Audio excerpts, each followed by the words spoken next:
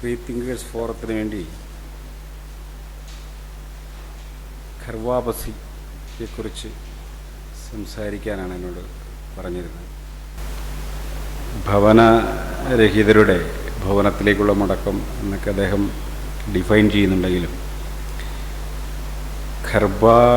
ഖർവാബസി എന്ന പേരിൽ ഇപ്പോൾ ഈ കഴിഞ്ഞ കുറേ നാളുകളായി ഇന്ത്യയിൽ അരങ്ങേറിയിട്ടുള്ള സംഭവ പരമ്പരകൾ മതവുമായോ മതപരിവർത്തനവുമായോ എന്തെങ്കിലും ബന്ധമുള്ള ഒരു കാര്യമാണെന്ന് ഞാൻ വിചാരിക്കുന്നില്ല. അത് വളരെ ആസൂത്രിതമായ കൃത്യമായ ഒരു രാഷ്ട്രീയ പദ്ധതിയായിട്ടാണ് ഇന്ത്യയിൽ അത് ആസൂത്രണം ചെയ്യപ്പെടുകയും നടപ്പിലാക്കപ്പെടുകയും ചെയ്തുകൊണ്ടിരിക്കുന്നത്. ഇവിടെ നാം ആലോചിക്കേണ്ട പ്രധാനപ്പെട്ട ഒരു കാര്യം, വിശ്വഹിന്ദു പരിഷത്ത് പോലുള്ളൊരു സംഘടന ഹിന്ദുമതം ഇതാ എല്ലാവർക്കും വേണ്ടി തുറന്നിട്ടിരിക്കുന്നൊരു സ്ഥലമാണെന്നും നിങ്ങളെല്ലാവരും ഇങ്ങോട്ട് വരുവിൻ ആഹ്വാനം ചെയ്യുമ്പോൾ ആ ആഹ്വാനത്തിലടങ്ങിയിരിക്കുന്ന സോഷ്യോ റിലീജിയസ് പൊളിറ്റിക്കൽ കണ്ടൻ്റ് എന്ത് എന്നതാണ് നാം യഥാർത്ഥത്തിൽ നമുക്ക് ആലോചിക്കാൻ കഴിയുന്നൊരു കാര്യം. ഇതുമായി ബന്ധപ്പെട്ട 2-3 പ്രമേയങ്ങൾ നിങ്ങളുമായി പങ്കുവയ്ക്കാനാണ് ഞാൻ ആഗ്രഹിക്കുന്നത്. അതിലൊന്ന്, ഹിന്ദുമതം, ഇന്ന് നാം വിവക്ഷിക്കുന്ന ഹിന്ദുമതം ഇന്ന് പലപ്പോഴും ഈ സംഘടനകൾ പ്രചരിപ്പിക്കുന്നത് പോലെ നൂറ്റാണ്ടുകളായി സഹസ്രാബ്ദങ്ങളായി നിലനിൽക്കുന്ന ഒരു കാര്യമേ അല്ല. അത് ചരിത്രപരമായൊരു പരിശോധനയിലൂടെ നമുക്ക് ബോധ്യപ്പെടുന്നൊരു കാര്യമാണ്. രണ്ടാമതൊരു കാര്യം, മറ്റ് മതങ്ങളെപ്പോലെ ഹിന്ദുമതം തുറന്നിടാവുന്നൊരു ഭവനവും ആർക്ക് വേണമെങ്കിലും കയറിയിരിക്കാവുന്നൊരു സ്ഥലവും അല്ല എന്നുള്ളതാണ്. മൂന്നാമത്, എന്തുകൊണ്ടായിരിക്കാം ഇന്ന് ഇന്ത്യ ഭരിക്കുന്ന രാഷ്ട്രീയ ശക്തികളുടെ പിന്തുണയുള്ള ഹൈന്ദവ സംഘടനകൾ കൂട്ടത്തോടെയുള്ള ഒരു മതപ്രവേശനത്തിന് വേണ്ടിയുള്ള ഒരു പ്രൊപ്പഗണ്ട ആരംഭിച്ചിരിക്കുന്നത്. ഈ 3 കാര്യങ്ങളാണ് നിങ്ങളുമായി സംസാരിക്കാൻ ഞാൻ ആഗ്രഹിക്കുന്നത്. അതിലൊന്നാമത്തേത്, ഈ ഹിന്ദു എന്ന് നാം ഇന്ന് പൊതുവിൽ വിവക്ഷിക്കുന്ന ഹിന്ദു മതത്തിന് ഏതാണ്ട് ഒരു 2 നൂറ്റാണ്ടിൻ്റെ പോലും പഴക്കമില്ല എന്നുള്ളതാണ് ഒരു യാഥാർത്ഥ്യം. പക്ഷേ ഇന്ന് ഏതൊരു ഹിന്ദു പ്രത്യയശാസ്ത്രകാരനോടോ രാഷ്ട്രീയ നേതാവിനോടോ സംസാരിച്ചാലും സനാതനകാലം മുതൽ നിലനിന്ന ഒരു മതമാണ് ഹിന്ദുമതം എന്ന് അവർ പറഞ്ഞുകൊണ്ടേയിരിക്കും. എന്നാൽ ചരിത്രപരമായ ഒരു പരിശോധന നാം നടത്തുമ്പോൾ ഇന്ന് നാം വിവക്ഷിക്കുന്ന വിധമുള്ള ഒരു ഹിന്ദുമതം രൂപം കൊള്ളുന്നത് ഏതാണ്ട് പാശ്ചാത്യ അധിനിവേശത്തിന് ശേഷം മാത്രമാണ്. പാശ്ചാത്യ അധിനിവേശം എന്ന് പറയുന്നത് വിദേശ ശക്തികളുടെ കടന്നുകയറ്റത്തിനെതിരായ കേവലമായൊരു പ്രതിരോധമെന്ന നിലയ്ക്ക് മാത്രമല്ല, യഥാർത്ഥത്തിൽ ഓറിയൻ്റലിസ്റ്റ് ചിന്തകരാണ്, അതായത് പൗരസ്ത്യവാദ ചിന്തകരാണ് ഹിന്ദുമതമെന്ന മതത്തിനുള്ള യഥാർത്ഥ മെറ്റീരിയലുകൾ, അതിൻ്റെ പുസ്തകങ്ങൾ, പാരമ്പര്യങ്ങൾ, ചരിത്രം, ഏകദാനത, വിശ്വാസ പ്രമാണങ്ങൾ എന്നിവയെല്ലാം ഉണ്ടാക്കിക്കൊടുക്കുന്നതിൽ മാക്സ് മുള്ളർ അടക്കമുള്ള പൗരസ്ത്യവാദ ചിന്തകരുടെ സംഭാവന വളരെ വലുതാണ്. അവരാണ് യഥാർത്ഥത്തിൽ ഇന്ത്യ എന്ന് പറയുന്നത് വേദങ്ങളുടെ നാടാണെന്നും ഇന്ത്യ എന്ന് പറയുന്നത് ഇതിഹാസങ്ങളുടെ നാടാണെന്നും പാരമ്പര്യങ്ങളുടെ നാടാണെന്നൊക്കെ ലോകത്തോട് പറഞ്ഞ ആദ്യത്തെ ചിന്താപദ്ധതി എന്ന് പറയുന്നത് ഇന്ത്യയിൽ നിന്ന് രൂപപ്പെട്ടതല്ല, മറിച്ച് ഓറിയൻ്റലിസ്റ്റ് വ്യവഹാരത്തിൽ നിന്നാണ് അത് ആദ്യമായി പ്രത്യക്ഷപ്പെടുന്നത്. എന്നാൽ ഈ ഓറിയൻ്റലിസ്റ്റ് വ്യവഹാരം ഇന്ത്യയിൽ സ്വീകാര്യമായിരുന്നത് ഇന്ത്യയിലെ ബ്രാഹ്മണിക് എന്ന് നാം വിളിക്കുന്ന സവർണ സമൂഹങ്ങൾക്കായിട്ട്. അതിനൊരു കാരണമുണ്ട്. കൊളോണിയൽ അധിനിവേശത്തിൻ്റെ ഒരു ചരിത്രഘട്ടത്തിൽ അധികാരം നഷ്ടപ്പെടുന്ന ഒരു ഘട്ടം വന്നപ്പോൾ എങ്ങനെ അധികാരത്തിലേക്കും പദവിയിലേക്കും തിരിച്ചു വരാമെന്നത് ഈ സവർണ സമൂഹങ്ങളുടെ ഒരു പ്രധാനപ്പെട്ട അജണ്ടയായിരുന്നു. ഈ അജണ്ടയുടെ ഭാഗമായി ഏകദാനമായൊരു സമൂഹത്തെ നിർമ്മിച്ചെടുക്കുക എന്ന ഒരു പദ്ധതിയുടെ ഭാഗമായാണ് അന്ന് വരെ ബ്രാഹ്മണരുടെ മാത്രം കുത്തകയായിരുന്ന വേദങ്ങളും ഇതിഹാസങ്ങളും അതിനെ ചുറ്റിപ്പറ്റിയുള്ള ജ്ഞാനവ്യവഹാരങ്ങളും വിചാരമണ്ഡലങ്ങളും അനുഷ്ഠാന രീതികളും ഞങ്ങളുടേത് മാത്രമല്ല, മറിച്ച് ഇന്ത്യക്ക് മുഴുവൻ ബാധകമായൊരു കാര്യമാണ് എന്ന് പറഞ്ഞു തുടങ്ങുന്നത് 1800-കളിൽ മാത്രമാണ് നമ്മൾ മനസ്സിലാക്കണം. അതിനു മുൻപ് ഇന്ത്യയിൽ ജീവിച്ചിരുന്ന ആരും തന്നെ ഞങ്ങൾ ഹിന്ദുക്കളാണെന്ന് വിചാരിച്ചിരുന്നില്ല എന്ന യാഥാർത്ഥ്യം കൂടി നമ്മൾ അടിവരയിട്ട് മനസ്സിലാക്കണം. അതിനു മുൻപ് ഇന്ത്യ ജീവിച്ചിരുന്നത് വ്യത്യസ്തമായ ജാതികളിൽ തന്നെയാണ്. ജാതികളുടെ അനുഷ്ഠാനങ്ങളിലും ജാതികൾക്കുള്ള ധർമ്മങ്ങളിലും മാത്രം ജീവിച്ചിരുന്നൊരു സമൂഹം. ഞങ്ങൾ ഹിന്ദുക്കളാണ് എന്ന് പറയുന്നത് 1800-കൾക്ക് ശേഷമാണ് എന്നത് നമ്മൾ അടിവരയിട്ട് മനസ്സിലാക്കേണ്ട ഒരു കാര്യമാണ്. ഞാൻ പറഞ്ഞു വരുന്നൊരു കാര്യം, ഹിന്ദു എന്ന സംജ്ഞ രൂപം അത് ചരിത്രത്തിൽ പറയുന്നൊരു കാര്യം, യഥാർത്ഥത്തിൽ ഗ്രീക്കുകാരുടെ കാലഘട്ടം മുതൽ സിന്ധു നദിയുടെ പ്രദേശത്ത് താമസിച്ച ജനവിഭാഗങ്ങളെ വിളിച്ചിരുന്നൊരു പേരാണ് ഇൻഡസ് എന്നാണ് വിളിച്ചിരുന്നത്. ഈ ഇൻഡസ് എന്ന് പറയുന്ന ആ നാമം പിന്നീട് ഹെറാഡോട്ടസിൻ്റെ കാലഘട്ടത്തിൽ ഇന്ത്യ എന്ന വാക്ക് അദ്ദേഹമാണ് ആദ്യം ഉപയോഗിക്കുന്നത്. ഇന്ത്യ, ആ പ്രദേശത്ത് ജീവിക്കുന്നവരെ ഇന്ത്യക്കാർ എന്ന് വിളിച്ചത് ഇന്ത്യയിലെ ഒരു മനുഷ്യനുമല്ല, മറിച്ച് ഗ്രീക്ക് തത്വചിന്തകനായിരുന്ന ഹെറാഡോട്ടസ് ആയിരുന്നു നമ്മൾ മനസ്സിലാക്കണം. അങ്ങനെ വിദേശികൾ നമ്മുടെ ഈ ഭൂപ്രദേശത്ത് ജീവിച്ചിരുന്ന മനുഷ്യരെ അടയാളപ്പെടുത്താൻ വേണ്ടി ഉപയോഗിച്ച വാക്കാണ് ഇൻഡസ് എന്നതും ഇന്ത്യ എന്നതും എന്ന് നമ്മൾ അറിയാം. ഇതിൻ്റെ ഒരു രൂപമെന്ന നിലക്കാണ് പിൽക്കാലത്ത് ഇതിൻ്റെ പേർഷ്യൻ, പോർച്ചുഗൽ രൂപങ്ങളിലാണ് ഈ പറയുന്ന ജന്തൂസ് എന്ന് പറയുന്നൊരു പദം കടന്നു വരുന്നത്. നമ്മളത് ജന്തൂസ് എന്നാണ്. അതായത് വാറൻ ഹോസ്റ്റിങ്ങിൻ്റെ കാലഘട്ടത്തിൽ ഹിന്ദു കോഡിന് വിളിക്കുന്ന പേര് കോഡ് ഓഫ് ജന്തൂസ് എന്നാണ്. GENTOO ജന്തൂസ്, ഹിന്ദുസ് എന്നല്ല വിളിക്കുന്നത്. അപ്പോൾ അത് ഇതിൻ്റെ ഒരു ഇംഗ്ലീഷ് വേർഷനായി സംഭവം. ഞാൻ പറഞ്ഞു വരുന്നത് ഇങ്ങനെ ഈ ജന്തൂസ് എന്ന് പറഞ്ഞ ഈ കാറ്റഗറിയാണ് പിൽക്കാലത്ത് ഹിന്ദുക്കളായി മാറുന്നത് നമ്മൾ അറിയണം. ഞാൻ പറഞ്ഞു വരുന്നത് ഒരു പ്രദേശത്ത് ജീവിച്ചു വരുന്ന ജനവിഭാഗങ്ങളെ ഡിഫൈൻ ചെയ്യാൻ വേണ്ടി അന്നത്തെ അംബാസഡർമാരും വിദേശ ഭരണാധികാരികളും അതോടൊപ്പം തന്നെ എഴുത്തുകാരും, സഞ്ചാരികളായ എഴുത്തുകാരുമൊക്കെ വിളിച്ചിരുന്നൊരു പേരാണ് യഥാർത്ഥത്തിൽ ജന്തൂസ് എന്നും ഹിന്ദുസ് എന്നും ഇൻഡസ് എന്നും ഒക്കെ പറയുന്നത്. ഇതിന് സ്ഥലപരമായ ഒരു അർത്ഥമല്ലാതെ നാം എന്ന് വിവക്ഷിക്കുന്ന അർത്ഥത്തിൽ ഒരു മതത്തിൻ്റെ യാതൊരു ഛായയും ആ കാലഘട്ടത്തിൽ ഉണ്ടായിരുന്നില്ല. എന്ന് പറഞ്ഞാൽ ഹിന്ദു ക്രിസ്ത്യാനികളും ഹിന്ദു മുസ്ലിങ്ങളും ഹിന്ദു ബുദ്ധന്മാരും താമസിക്കുന്നൊരു സ്ഥലമെന്ന് പോലും സഞ്ചാരികളുടെ കുറിപ്പുകളിൽ കാണാൻ പറ്റും. എന്ന് പറഞ്ഞാൽ ഈ പ്രദേശത്ത് ജീവിക്കുന്ന ക്രിസ്ത്യാനികളെന്നും ആ പ്രദേശത്ത് ജീവിക്കുന്ന മുസ്ലിങ്ങളെന്നും മാത്രമേ അതിനർത്ഥമുള്ളൂ. ഹിന്ദു എന്ന് ഇന്ന് നാം വിവക്ഷിക്കുന്ന അർത്ഥത്തിലുള്ള ഒരു അർത്ഥം ഒരിക്കലും മധ്യകാലഘട്ടത്തിലോ 18-ാം നൂറ്റാണ്ട് വരെയോ ഹിന്ദു എന്ന വാക്കിന് ഉണ്ടായിരുന്നില്ല എന്നാണ് ഞാൻ ആമുഖമായി പറഞ്ഞത്. മറിച്ച് അത് ഹിന്ദു എന്ന വാക്ക് ഇന്ത്യയിലെ ക്രിസ്ത്യാനികളും മുസ്ലിങ്ങളുമല്ലാത്ത, ബുദ്ധന്മാരും ജൈനന്മാരുമല്ലാത്ത മുഴുവൻ മനുഷ്യർക്കും ബാധകമായ ഒരു ഏകദാന മതമാണ് എന്നുള്ളൊരു സങ്കല്പം യഥാർത്ഥത്തിൽ ശക്തിപ്പെടുന്നത് ദേശീയ പ്രസ്ഥാനത്തിൻ്റെ കാലഘട്ടത്തിൽ മാത്രമാണ് നമ്മൾ അറിയണം. അതിനു മുമ്പ് ഓറിയൻ്റലിസ്റ്റ് വ്യവഹാരത്തിലൂടെ രൂപപ്പെട്ടു വന്ന വേദങ്ങളുടെ നാട് ഇന്ത്യ എന്ന് പറഞ്ഞ മാക്സ് മുള്ളർ, ജർമ്മൻ പണ്ഡിതനായ മാക്സ് മുള്ളർ ഒരിക്കൽ പോലും ഇന്ത്യ സന്ദർശിച്ചിട്ടില്ല എന്നുള്ളത് നമ്മൾ അറിയണം. ഒരിക്കൽ പോലും ഇന്ത്യയിൽ വരാത്ത മാക്സ് മുള്ളറാണ് ഇന്ത്യയെക്കുറിച്ച് ആധികാരികമായ ഗ്രന്ഥങ്ങൾ എഴുതുകയും ആ ഗ്രന്ഥങ്ങളിൽ നിന്നുള്ള വിവരങ്ങൾ വെച്ചുകൊണ്ട് ഞങ്ങൾ ഹിന്ദുക്കളാണ് എന്നുള്ളൊരു ഒരു പ്രൈഡിലേക്ക്, പുതിയൊരു അവബോധത്തിലേക്ക് ഇന്ത്യ നിർബന്ധിതമായി വരാനുണ്ടായൊരു സാഹചര്യമെന്ന് പറയുന്നത് ഈ ദേശീയ പ്രസ്ഥാനത്തിൻ്റെ കാലഘട്ടത്തിലെ കാര്യങ്ങളാണ്. ഇതിൽ നാം എന്ന് വിചാരിക്കുന്നത് പോലെ ഹിന്ദുവിൻ്റെ ശത്രു എന്ന് പറയുന്നത് ഒരിക്കലും മുസ്ലിമോ ക്രിസ്ത്യാനിയോ അല്ല എന്നുള്ളതാണ്. എല്ലാ കാലത്തും ഹിന്ദു മതം എന്ന് നാം എന്ന് വിവക്ഷിക്കുന്ന ഈ ജനസഞ്ചയത്തിൻ്റെ, വ്യത്യസ്തമായ ജാതി വിഭാഗങ്ങളുടെ ജനസഞ്ചയത്തിൻ്റെ ശത്രുത എല്ലാ കാലത്തും ആഭ്യന്തരമാണ്.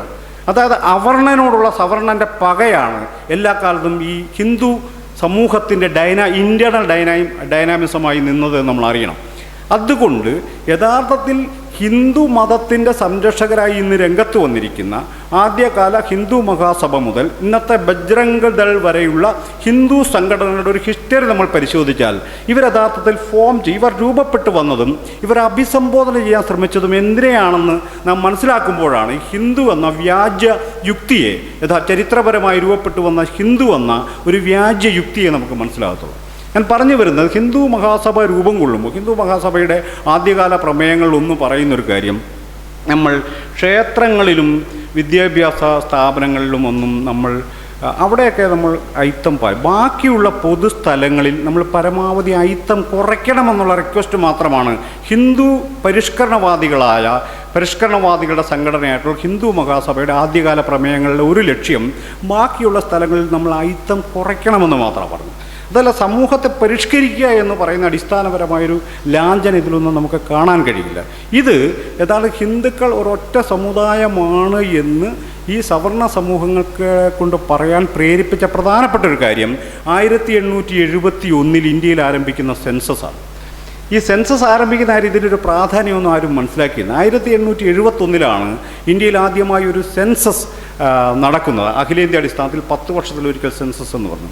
ഈ സെൻസസ് നടക്കുന്നൊരു സമയത്ത് മുസ്ലിങ്ങളുടെ ഒരു നേതൃത്വം ഇതിനെതിരെ ഒരു വിമർശനം ഉന്നയിക്കുന്നുണ്ട്. അദ്ദേഹം പറയുന്നൊരു കാര്യം, ഹിന്ദുക്കളല്ലാത്ത ഒട്ടനവധി ജനവിഭാഗങ്ങളെ ഹിന്ദുക്കളാക്കിക്കൊണ്ട് ഹിന്ദുക്കൾ എന്ന് പറയുന്ന സവർണർ അവരുടെ അംഗസംഖ്യ പെരുപ്പിച്ച് കാണിക്കുന്നു എന്ന പരാതി അദ്ദേഹം ഉന്നയിക്കുന്നുണ്ട്. ഞാൻ പറഞ്ഞു വരുന്നത്, അങ്ങനെ ജനസംഖ്യാപരമായ മുൻകൈ എന്നത് ആധുനിക രാഷ്ട്രത്തിലെ വിജയത്തിൻ്റെ പ്രധാനപ്പെട്ട ഒരു സംഗതിയാണെന്ന് തിരിച്ചറിഞ്ഞ സവർണൻ്റെ യുക്തിയാണ് യഥാർത്ഥത്തിൽ അവർണൻ ഹിന്ദുവാണെന്ന് പറയുന്നതിൻ്റെ ആധുനിക സാമൂഹ്യ ശാസ്ത്രം നമ്മൾ അറിയണം.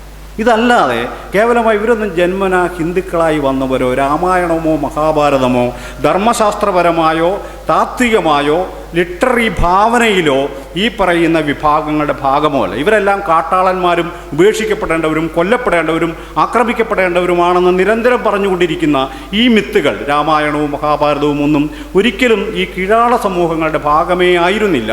ഒരു കാലത്തും ബ്രാഹ്മണൻ്റെ സേവനം നേരിട്ട് നൂറ്റാണ്ടുകളോളം ലഭ്യമാകാതിരുന്നൊരു ജനവിഭാഗമാണ് കേരളത്തിലെ ഇന്ത്യയിലെ കീഴാളർ. പക്ഷേ ഈ കീഴാളർ ഹിന്ദുക്കളാണ് എന്നുള്ളൊരു പുതിയ തോന്നൽ, പുതിയ ഒരു കൗശലം, പുതിയൊരു ധാരണ യഥാർത്ഥത്തിൽ രൂപപ്പെട്ടു വന്നത് മുസ്ലിങ്ങളോടുള്ളൊരു ഭയമായിരുന്നു. അവരെക്കാൾ കൂടുതൽ അംഗസംഖ്യയുള്ളൊരു സമുദായമാണ്, ഒരു മതമാണ് ഞങ്ങളെന്ന് സ്ഥാപിക്കാൻ നടത്തിയ ആസൂത്രിതമായ ശ്രമത്തിൻ്റെ ഭാഗമായാണ് മുസ്ലിങ്ങളും ക്രിസ്ത്യാനികളും അല്ലാത്ത എല്ലാവരെയും ഹിന്ദുക്കളായി എണ്ണുക എന്ന് പറഞ്ഞൊരു പുതിയൊരു തന്ത്രം ആവിഷ്കരിക്കപ്പെടും. ഈ ഒരു സംഗതിക്കകത്ത് ഇത്തരമൊരു കാര്യം രൂപം കൊള്ളുമ്പോഴാണ് യഥാർത്ഥ ഇന്ത്യയിലെ കീഴാളർ ഈ കൊളോണിയൽ കാലഘട്ടത്തിൽ തന്നെ അവബോധമുള്ളവരായി പരിവർത്തനപ്പെടുകയും ഹിന്ദു മതം എന്ന് പറയുന്നൊരു മതം ആക്രമണത്തിൻ്റെ മതമാണെന്നും ഞങ്ങളെ ആക്രമിക്കുന്നതിനും ഞങ്ങളെ ഒഴിവാക്കുന്നതിൻ്റെയും ഞങ്ങളെ അപമാനവീകരിക്കുന്നൊരു മതമാണ് എന്നുള്ളൊരു തിരിച്ചറിവിലൂടെ ഹിന്ദു മതത്തിനെതിരെ രൂക്ഷമായൊരു വിമർശനം യഥാർത്ഥത്തിൽ കീഴാള പക്ഷത്തു നിന്നുള്ള. നമ്മൾ നോക്കുക, ചരിത്രത്തിൽ ഹിന്ദുമതം ആദ്യമായി ആക്രമിക്കപ്പെടുന്നത്, തത്വശാസ്ത്രപരമായും ധാർമ്മികമായും ആക്രമിക്കപ്പെടുന്നത് മുസ്ലിം പക്ഷത്തു നിന്നോ ക്രിസ്ത്യൻ പക്ഷത്തു നിന്നോ അല്ല, മറിച്ച് മഹാത്മാ ജ്യോതി ഫൂലെയിൽ നിന്നാണ്, കീഴാളരുടെ പക്ഷത്തു നിന്നാണ് ആക്രമിക്കപ്പെടുന്നത് എന്ന ചരിത്ര യാഥാർത്ഥ്യം നമ്മൾ മനസ്സിലാക്കണം. ഇന്ന് ഈ ഹിന്ദുക്കൾ എല്ലാവരും മുസ്ലിങ്ങൾക്കെതിരാണെന്നും മുസ്ലിങ്ങളെ കൊന്നാലേ ഹിന്ദുക്കൾ രക്ഷപ്പെടുമെന്ന് പറഞ്ഞ വ്യാജയുക്തിയെ നമുക്ക് മനസ്സിലാകണമെങ്കിൽ ഹിന്ദുക്കൾ ഹിന്ദു മതം, ഹിന്ദു തത്വശാസ്ത്രം, ഹിന്ദു നീതിബോധം യഥാർത്ഥത്തിൽ ആക്രമിക്കപ്പെട്ടത് അന്യമതസ്ഥരിൽ നിന്നല്ല, മറിച്ച് ഇന്ന് ഹിന്ദുമതത്തിൻ്റെ ഭാഗമായി എണ്ണുന്ന അതിൻ്റെ ഭാഗമാണെന്ന് പറയുന്ന കീഴാള പക്ഷത്തു നിന്നാണ് ഇതിനെതിരെ ഗുരുതരമായ ആക്രമണം അഴിച്ചുവിടപ്പെട്ടത് നമ്മൾ അറിയണം. അതായത് ജ്യോതിബ ഫൂലെ അടിമത്തത്തെക്കുറിച്ച് എഴുതിയ പുസ്തകത്തിൽ ഹിന്ദുമതത്തിൻ്റെ ആക്രമണത്തിൻ്റെ ഒരു പരത യഥാർത്ഥത്തിൽ വിവരിക്കുന്ന 1800കളുടെ ഘട്ടത്തിലാണ്. ഈ സമയത്ത് ഈ രാജാറാം മോഹൻ റോയുടെ നവോത്ഥാന പ്രസ്ഥാനവുമായിട്ടോ ഇന്ത്യൻ ദേശീയ പ്രസ്ഥാനവുമായിട്ട് യാതൊരു ബന്ധവും ഇവരാരും പുലർത്തുന്നില്ല. അതെല്ലാം സവർണ കൂട്ടായ്മയുടെ ഒരു കാര്യമാണെന്ന് അന്ന് തന്നെ യഥാർത്ഥ കീഴാള ഇൻ്റലക്ച്വൽസ് തിരിച്ചറിയുന്നുണ്ട്. ഇങ്ങനെ കീഴാള പക്ഷത്തുനിന്ന് ഉയർന്ന, അതായത് കൊളോണിയൽ ആധിപത്യത്തിൻ്റെ കാലഘട്ടം, ആധുനിക ഭരണ സംവിധാനവും ആധുനിക സിവിൽ സംവിധാനവും രൂപപ്പെട്ടു വരുന്നതിലൂടെ ബ്രാഹ്മണ്യത്തിൻ്റെയും അതുവഴി സവർണ സമൂഹത്തിൻ്റെ അധികാരം വൻ രീതിയിൽ ചോർന്നു പോകുന്നുണ്ട്. അത് ആധുനികമായൊരു സ്കൂൾ ഒരു സ്ഥലത്ത് പ്രത്യക്ഷപ്പെട്ട് കഴിയുമ്പോൾ ഈ പരമ്പരാഗതമായ പഠനത്തിൻ്റെയും ജ്ഞാനം എന്നത് വേദം തന്നെയാണ് എന്നുള്ള ഇന്ത്യൻ തത്വശാസ്ത്ര ബോധത്തെയുമാണ് യഥാർത്ഥത്തിൽ അട്ടിമറിക്കപ്പെടുന്നത്. ജ്ഞാനം എന്നാൽ ശാസ്ത്രമാണെന്നും വേറെയും കുറേ ജ്ഞാനമുണ്ടെന്നും ചരിത്രം ഒരു ജ്ഞാനമാണെന്നും ഒക്കെ പറയുന്ന വിധം അത്രയും കാലം ഇന്ത്യ വിചാരിച്ചിരുന്നത് വേദം മാത്രമാണ് ജ്ഞാനം, അപൗരുഷേയമായ ഒരു പുരുഷനാലും സൃഷ്ടിക്കപ്പെടാത്ത അനാദിയായി നിൽക്കുന്ന വേദങ്ങൾ മാത്രമാണ് ജ്ഞാനമെന്നും ആ വേദം പഠിക്കാനുള്ള അവകാശം ബ്രാഹ്മണന് മാത്രമാണെന്നും പറയുന്ന വിധം ജ്ഞാനം എന്നത് തന്നെ വളരെ പരിമിതമായ ഒരു റിച്വലായൊരു കാര്യമായി മാത്രം മനസ്സിലാക്കുന്ന ഇന്ത്യയിലേക്ക് ആധുനിക വിദ്യാഭ്യാസ സമ്പ്രദായം വരുന്നതോടെ ഈ ജ്ഞാനത്തെ സംബന്ധിച്ചൊരു സങ്കല്പം തന്നെയാണ് പൊളിച്ചെടുക്കുകയും ബ്രാഹ്മണൻ അതിൻ്റെ മേലുള്ളൊരു കുത്തക പരിപൂർണമായും അവസാനിക്കുകയും മറ്റൊരു ജനാധിപത്യപരമായൊരു പ്രക്രിയ ആരംഭിക്കുകയും ചെയ്യുന്നുണ്ട്. അങ്ങനെയാണ് ഇംഗ്ലീഷ് വിദ്യാഭ്യാസം എന്ന് പറയുന്നത് ഇന്ത്യയിലെ വലിയൊരു അട്ടിമറിയായി മാറുന്നത്. ഇംഗ്ലീഷ് വിദ്യാഭ്യാസം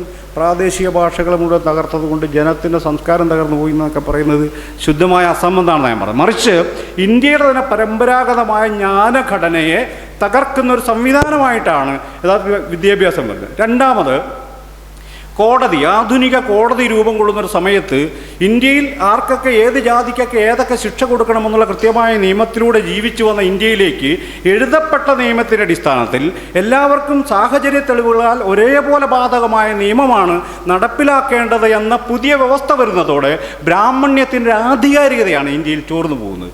ഇങ്ങനെ പല രൂപത്തിൽ കൊളോണിയൽ അധികാരം ഇന്ത്യയെ ചൂഷണം ചെയ്തിട്ടുണ്ടെന്നുള്ളതൊക്കെ ശരി തന്നെ. ചൂഷണം ചെയ്തതോടൊപ്പം തന്നെ അവർ നടത്തിയ പുതിയ ഇൻവെസ്റ്റ്മെൻറ്റുകൾ പലപ്പോഴും ഇന്ത്യയുടെ പരമ്പരാഗതമായ അധികാരഘടനയെ അട്ടിമറിക്കുകയും നൂറ്റാണ്ടുകളായി നിലനിന്ന ഈ അധികാരഘടനയിൽ നിന്ന് വലിയൊരു ജനവിഭാഗത്തിന് വിമോചിതരാകാനുള്ള, മുന്നോട്ട് പോകാനുള്ള, ചലനക്ഷമതയുള്ളവരായി മാറാനുള്ള ഒരു അവസരം കൂടി ഉണ്ടാക്കിയെടുത്തു എന്നുള്ളത് നമ്മൾ കാണാതെ പോകരുത്. ഇത് കാണാതെ പോയാലാണ് കീഴാള നവോത്ഥാന നായകരെല്ലാം ബ്രിട്ടീഷ് ചാരന്മാരാണെന്നുള്ളൊരു യുക്തിയിലേക്ക് നമ്മൾ വരുന്നത്. ഇത് കാണാതിരിക്കുമ്പോഴാണ്. ഇങ്ങനെ ഈ ആധുനിക വിദ്യാഭ്യാസം വന്നതിലൂടെയാണ് യഥാർത്ഥ ബ്രാഹ്മണന് ജ്ഞാനത്തിന് മേലുള്ളൊരു അവകാശം പരിപൂർണമായി റദ്ദ് ചെയ്യാൻ കഴിഞ്ഞത് എന്നത് വിപ്ലവകരമായൊരു മാറ്റമാണെന്ന് തിരിച്ചറിയുമ്പോൾ മാത്രമേ അയ്യൻകാളിയുടെ വിദ്യാഭ്യാസ പ്രവർത്തനം എന്നതൊരു വലിയൊരു മുന്നേറ്റമാണ് നമുക്ക് തിരിച്ചറിയാൻ പറ്റത്തുള്ളൂ. അല്ലെ, ശ്രീനാരായണ ഗുരു ബ്രിട്ടീഷുകാരാണ് എനിക്ക് സന്യാസം തന്നത് എന്നത് വിപ്ലവകരമായ ഒരു പ്രസ്താവനയാണെന്ന് ഇത് തിരിച്ചറിയാത്തത് കൊണ്ടാണ് ഈ കുമാരനാശാൻ വെയിൽസ് രാജകുമാരിൽ നിന്ന് പട്ടും വളയും വാങ്ങിയ ഒറ്റുകാരനാണെന്നും ഡോക്ടർ BR അംബേദ്കർ ബ്രിട്ടീഷുകാരുടെ ചാരനാണെന്നും ഇടതുപക്ഷ മാർക്സിസ്റ്റ് ബുദ്ധിജീവികൾക്ക് പോലും പറയേണ്ടി വരുന്നു. ഈ ഒരു യാഥാർത്ഥ്യം മനസ്സിലാക്കാത്തതുകൊണ്ടാണ് ഞാൻ പറഞ്ഞു വരുന്നത്. ഇങ്ങനെ കീഴാള പക്ഷത്തു നിന്നും ഉയർന്നു വന്ന വളരെ കൃത്യമായ, കേവലമായൊരു കാര്യമായിരുന്ന വളരെ കൃത്യമായിട്ടുള്ള രാഷ്ട്രീയമായ അന്തർഗതങ്ങളുള്ള തത്വശാസ്ത്രപരമായ ഉൾക്കാമ്പുള്ള കൃത്യമായൊരു വിമർശനം ഉയർന്നു വന്നതോടെ ഇതിനെ പ്രതിരോധിക്കുക എന്നത് സവർണ ഹിന്ദുവിൻ്റെ പ്രധാനപ്പെട്ട ഒരു കാര്യമാണ്. ഇന്ത്യയിലൊരു പുതിയ രാഷ്ട്രം കൊണ്ടുവരുന്നു. ഈ രാഷ്ട്രം രൂപം കൊണ്ടുവരുമ്പോൾ ഈ ജനസംഖ്യ എന്നത് പ്രാമാണികമായി മാറുന്നു. അപ്പോൾ ജനസംഖ്യാപരമായൊരു മുൻകൈ കിട്ടണമെങ്കിൽ സവർണ അവർണ ഭേദമില്ലാതെ എല്ലാ ജനവിഭാഗങ്ങളെയും ഹിന്ദു എന്ന ഒരൊറ്റ കോഡിലേക്ക് കൊണ്ടുവരിക എന്നുള്ളത് അധികാരത്തിലേക്ക് വരാനുള്ള പ്രധാനപ്പെട്ട ഒരു ഉപാധിയായി തിരിച്ചറിയുന്നതിലൂടെയാണ് യഥാർത്ഥത്തിൽ ഈ ഹിന്ദുക്കൾ ഭാരതീയർ എന്ന് പറഞ്ഞൊരു പുതിയൊരു വ്യവഹാര മണ്ഡലം ഇന്ത്യയിൽ തുടങ്ങി. ഇതിന് കൃത്യമായി മുൻകൈയെടുത്തത് ഈ ഇന്ത്യയിലെ ബ്രാഹ്മണരാണ് എന്നതൊരു യാദൃച്ഛികതയല്ല. നമ്മളങ്ങനെ വിചാരിക്കും, യാദൃച്ഛികമല്ലത്. ഇന്നിപ്പോൾ ഏറ്റവും കൂടുതൽ 1925 അതൊരൊറ്റ കാര്യം കൊണ്ട് അത് വിശദീകരിക്കാൻ പറ്റും. 1925 RSS രൂപം കൊള്ളുന്നത്. RSS രൂപം കൊള്ളുന്നത് ഇപ്പോൾ RSSകാർ മുഴുവൻ പറയുന്നത് ഭാരതത്തെ രക്ഷിക്കാൻ വേണ്ടി മുസ്ലിങ്ങളെ മുഴുവൻ നാട് കടത്തുക എന്നുള്ളതാണ് ഞങ്ങളുടെ പരിപാടി. മുസ്ലിങ്ങൾ, അന്യമതസ്ഥർ, അവർക്ക് പാകിസ്ഥാനോടാണ് കൂറ്, അവരിവിടുന്ന് പറഞ്ഞു വിട്ടാലേ ഇന്ത്യ രക്ഷ. ഞങ്ങൾ മുസ്ലിം വിരുദ്ധമായ എന്തോ ഒരു സംഗതിയാണ് എന്നാണ് അവരിപ്പോൾ ഇന്ത്യയെ ബോധ്യപ്പെടുത്താൻ ശ്രമിക്കുന്നത്. നമ്മളൊരു കാര്യം മനസ്സിലായി, 1925 RSS രൂപം കൊള്ളുന്ന സമയത്ത് ഹെഡ്ഗേവാർ RSSന് നേതൃത്വം രൂപം കൊള്ളുന്ന സമയത്ത് നാഗ്പൂരിലാണ് ഇതുണ്ടാകുന്നത്. 1923 അതിന് ഒരു ഹിന്ദു മഹാസഭ എന്ന് പറഞ്ഞ ചെറിയൊരു സംഘം, നാഗ്പൂർ ഹിന്ദു മഹാസഭ എന്നൊരു ചെറിയൊരു സംഘം ഉണ്ടാക്കുകയും അവിടെ ഈ രാമനവമി ആഘോഷഘട്ടത്തിൽ മുസ്ലിം പള്ളികൾ ആക്രമിക്കപ്പെടുകയും വലിയൊരു കലാപം നടത്തുകയും ചെയ്തിട്ടാണ് ഈ RSS രൂപം കൊള്ളുന്നത്. പക്ഷെ നാം അറിയേണ്ട ഒരു കാര്യം, RSS രൂപം കൊള്ളുന്ന നാഗ്പൂർ ഒരിക്കലും ഒരു മുസ്ലിം ഭൂരിപക്ഷ പ്രദേശമായിരുന്നില്ല. മുസ്ലിങ്ങൾ സംഘടിതരുമായിരുന്നില്ല. മറിച്ച് നാഗ്പൂർ എന്നത് അംബേദ്കർ പ്രസ്ഥാനത്തിൻ്റെ ശക്തി എന്നൊന്നായിരുന്നുള്ളൂ. അവർ തന്നെ അന്ന് ഈ RSSൻ്റെ സംഘാടകർ തന്നെ അന്ന് പറയുന്നുണ്ട്, ബ്രാഹ്മണരും അബ്രാഹ്മണരും തമ്മിലുള്ള യുദ്ധം ഇതാ പൊട്ടിപ്പുറപ്പെട്ടിരിക്കുന്നു, ജാതികളും തമ്മിലുള്ള യുദ്ധം പൊട്ടി. ഇത് പരിഹരിക്കുക എന്നുള്ളതായിരുന്നു അവരുടെ ഉദ്ദേശ ലക്ഷ്യമെന്ന്. ഇതിന് പരിഹരിക്കാനായിട്ട് അവർ മുന്നോട്ട് വെച്ച അതൊരു 4-5ഓളം പേരാണ് ഈ RSS രൂപീകരണത്തിന് മുൻകൈ എടുക്കുന്നത്. 5 പേരും ദേശസ്ഥ ബ്രാഹ്മണരായിരുന്നു എന്നുള്ളൊരു യാദൃശ്ചികതയായിട്ട് നാം കാണേണ്ടതില്ല. BS മൂഞ്ച് എന്ന് പറഞ്ഞ കക്ഷി, അദ്ദേഹം 2ാം വട്ടമേശ സമ്മേളനത്തിൽ പങ്കെടുത്ത ഒരാളാണ്. 1932 2ാം വട്ടമേശ സമ്മേളനത്തിൽ പങ്കെടുത്തിട്ട് അദ്ദേഹം തിരിച്ചു വരുന്ന സമയത്ത് ഇറ്റലിയിൽ ഇറങ്ങി മുസോളിനിയെ നേരിട്ട് കണ്ടൊരാളാണ്. നേരിട്ട് കണ്ടതിന് ശേഷം അയാളുടെ ഡ്രില്ല് പോയി നേരിട്ട് കാണുകയും അയാളുടെ ക്യാമ്പുകൾ സന്ദർശിക്കുകയും ഇതുപോലൊരു കാര്യമാണ് യഥാർത്ഥത്തിൽ ഇന്ത്യയിൽ വേണ്ടതെന്ന് തീരുമാനിച്ച് വരികയും ചെയ്ത ഒരാളാണ്. ഈ മൂഞ്ച് യഥാർത്ഥത്തിൽ ഹെഡ്ഗേവാറിൻ്റെ ഒരു ഗുരുതുല്യനായൊരു മനുഷ്യനാണ്. ഈ മൂഞ്ചും അതുപോലെ ഗോൾവാക്കർ നമുക്കെല്ലാവർക്കും അറിയാവുന്ന ഇപ്പോഴത്തെ നമ്മളിപ്പോൾ കേൾക്കുന്ന സവർക്കറുടെ ജ്യേഷ്ഠൻ സവർക്കർ, ഹെഡ്ഗേവാർ, ഇങ്ങനെ തുടങ്ങിയ പരഞ്ചപ്പ എന്ന് തുടങ്ങിയ 5 ദേശസ്ഥ ബ്രാഹ്മണരാണ് യഥാർത്ഥത്തിൽ ഈ RSS രൂപം കൊടുക്കുന്നത്. ഈ രൂപം കൊടുത്ത് അവർ നടത്തുന്ന ഒരു 1926 നടത്തിയ രാമനവമി ആഘോഷത്തിൻ്റെ ഭാഗമായിട്ട് അന്നാണ് ഈ കാക്കിയും വെള്ളയൊക്കെ ഇട്ടിട്ട് ഇവർ ആദ്യമായി പ്രത്യക്ഷപ്പെടുന്നത്. അത് വളരെ ശാന്തതയോടുകൂടി വളരെ സംഘടിതമായി പ്രോഗ്രാം വിജയകരമായി നടത്തിയപ്പോൾ ഡോക്ടർ മൂഞ്ച് പറഞ്ഞ ഒരു കാര്യമുണ്ട്. അദ്ദേഹം പറഞ്ഞൊരു കാര്യം, ഇത് നമ്മൾ കണ്ടുപിടിക്കണം, ഇത് കണ്ടുപിടിച്ച് ആയിരക്കണക്കിന് ബ്രാഹ്മണ യുവാക്കൾ ഇതുപോലെ ആകട്ടെ എന്ന്. അങ്ങനെ തന്നെയാണ് പറഞ്ഞത്. ആയിരക്കണക്കിന് ബ്രാഹ്മണ യുവാക്കൾ ഇതുപോലെ ആകട്ടെ. നമ്മൾ ഇന്ന് പറയുന്ന ഒരു ജനപ്രിയമായ ജനകീയമായ യാതൊരു എലമെൻറ്റും ഇതിൻ്റെ തുടക്കത്തിൽ ഉണ്ടായിരുന്നില്ല. അതവരുടെ ലക്ഷ്യവുമായിരുന്നില്ല. മറിച്ച് സവർണ വിഭജനത്തിലൂടെ രൂപം കൊള്ളുന്ന ഈ ശൈഥില്യത്തെ മറികടന്നുകൊണ്ട് നമ്മളെല്ലാം ഹിന്ദുക്കളാണ് എന്ന് പറഞ്ഞ പുതിയൊരു ഇതിലേക്ക് വരാൻ ഒരു പരിശ്രമമാണ് ഇവർ നടത്തിക്കൊണ്ടത്. ഈ പരിശ്രമത്തിൽ ആദ്യഘട്ടത്തിൽ ഏതാണ്ട് പരിപൂർണമായും RSS പോലുള്ള സംഘമൊക്കെ ഒറ്റപ്പെട്ടതോ ദേശീയധാരയിൽ നിന്ന് മാറ്റി നിർത്തപ്പെട്ടവരോ ഏകദേശം ഒരു കുറ്റവാളി സംഘത്തെ പോലെയാണ് ഒരു 50 വരെ ഇവരെ യഥാർത്ഥത്തിൽ ഇന്ത്യ കണ്ടിരുന്നത്. അതിനപ്പുറത്തേക്ക് വികസിക്കുക എന്ന് പറഞ്ഞാൽ ഈ ഹിന്ദു മതത്തിൻ്റെ ഒരു പ്രത്യേകത എന്ന് പറയുന്നത് ബാക്കി എല്ലാ മതങ്ങളും പേരിനെങ്കിലും ഒരു സാഹോദര്യം എന്ന് പറയുന്ന കാര്യത്തെ ഉയർത്തിപ്പിടിക്കുന്നു. നിങ്ങളൊക്കെ മതവിരുദ്ധ പ്രസ്ഥാനങ്ങൾ നിൽക്കുന്നവരാണ്. ഞാൻ പറയും മതം വേണോ വേണ്ടെന്നുള്ള തർക്കത്തിലേക്കല്ല ഞാൻ വരുന്നത്. മറിച്ച് ക്രിസ്തുമതമായാലും ഇസ്ലാം മതമായാലും പേരിനെങ്കിലും സാഹോദര്യമെന്ന് പറയുന്നത് ആ മതത്തിൻ്റെ ആന്തരികമായ വിശ്വാസ പ്രമാണങ്ങളിലൊന്നാണ്. എന്നാൽ ഹിന്ദു മതത്തിന് സാഹോദര്യമെന്നൊരു കാര്യമില്ലെന്ന് മാത്രമല്ല, അപരനെ പുറത്തു നിർത്തുക, അവനോട് വിവേചനം കാണിക്കുക, അവനെ വീട്ടിൽ കയറ്റാതിരിക്കുക, അവന് ഭക്ഷണം കൊടുക്കാതിരിക്കുക, അവനെ സമനായി കാണാതിരിക്കുക എന്നുള്ളത് ഏതൊരു ഹിന്ദുവിൻ്റെയും ധർമ്മമാണെന്നാണ് വിചാരിക്കുന്നത്. അതുകൊണ്ട് വിവേചനത്തെ ശാശ്വതവൽക്കരിച്ച മൂല്യവൽക്കരിച്ച ഒരു വ്യവസ്ഥയാണ് ഹിന്ദു എന്ന് പറയുന്നത്. ഒരിക്കലും അന്യനെ തുല്യനായി കാണാനോ സഹോദരനായി കാണാനോ നമ്മൾ പഠിപ്പിക്കുന്നില്ല.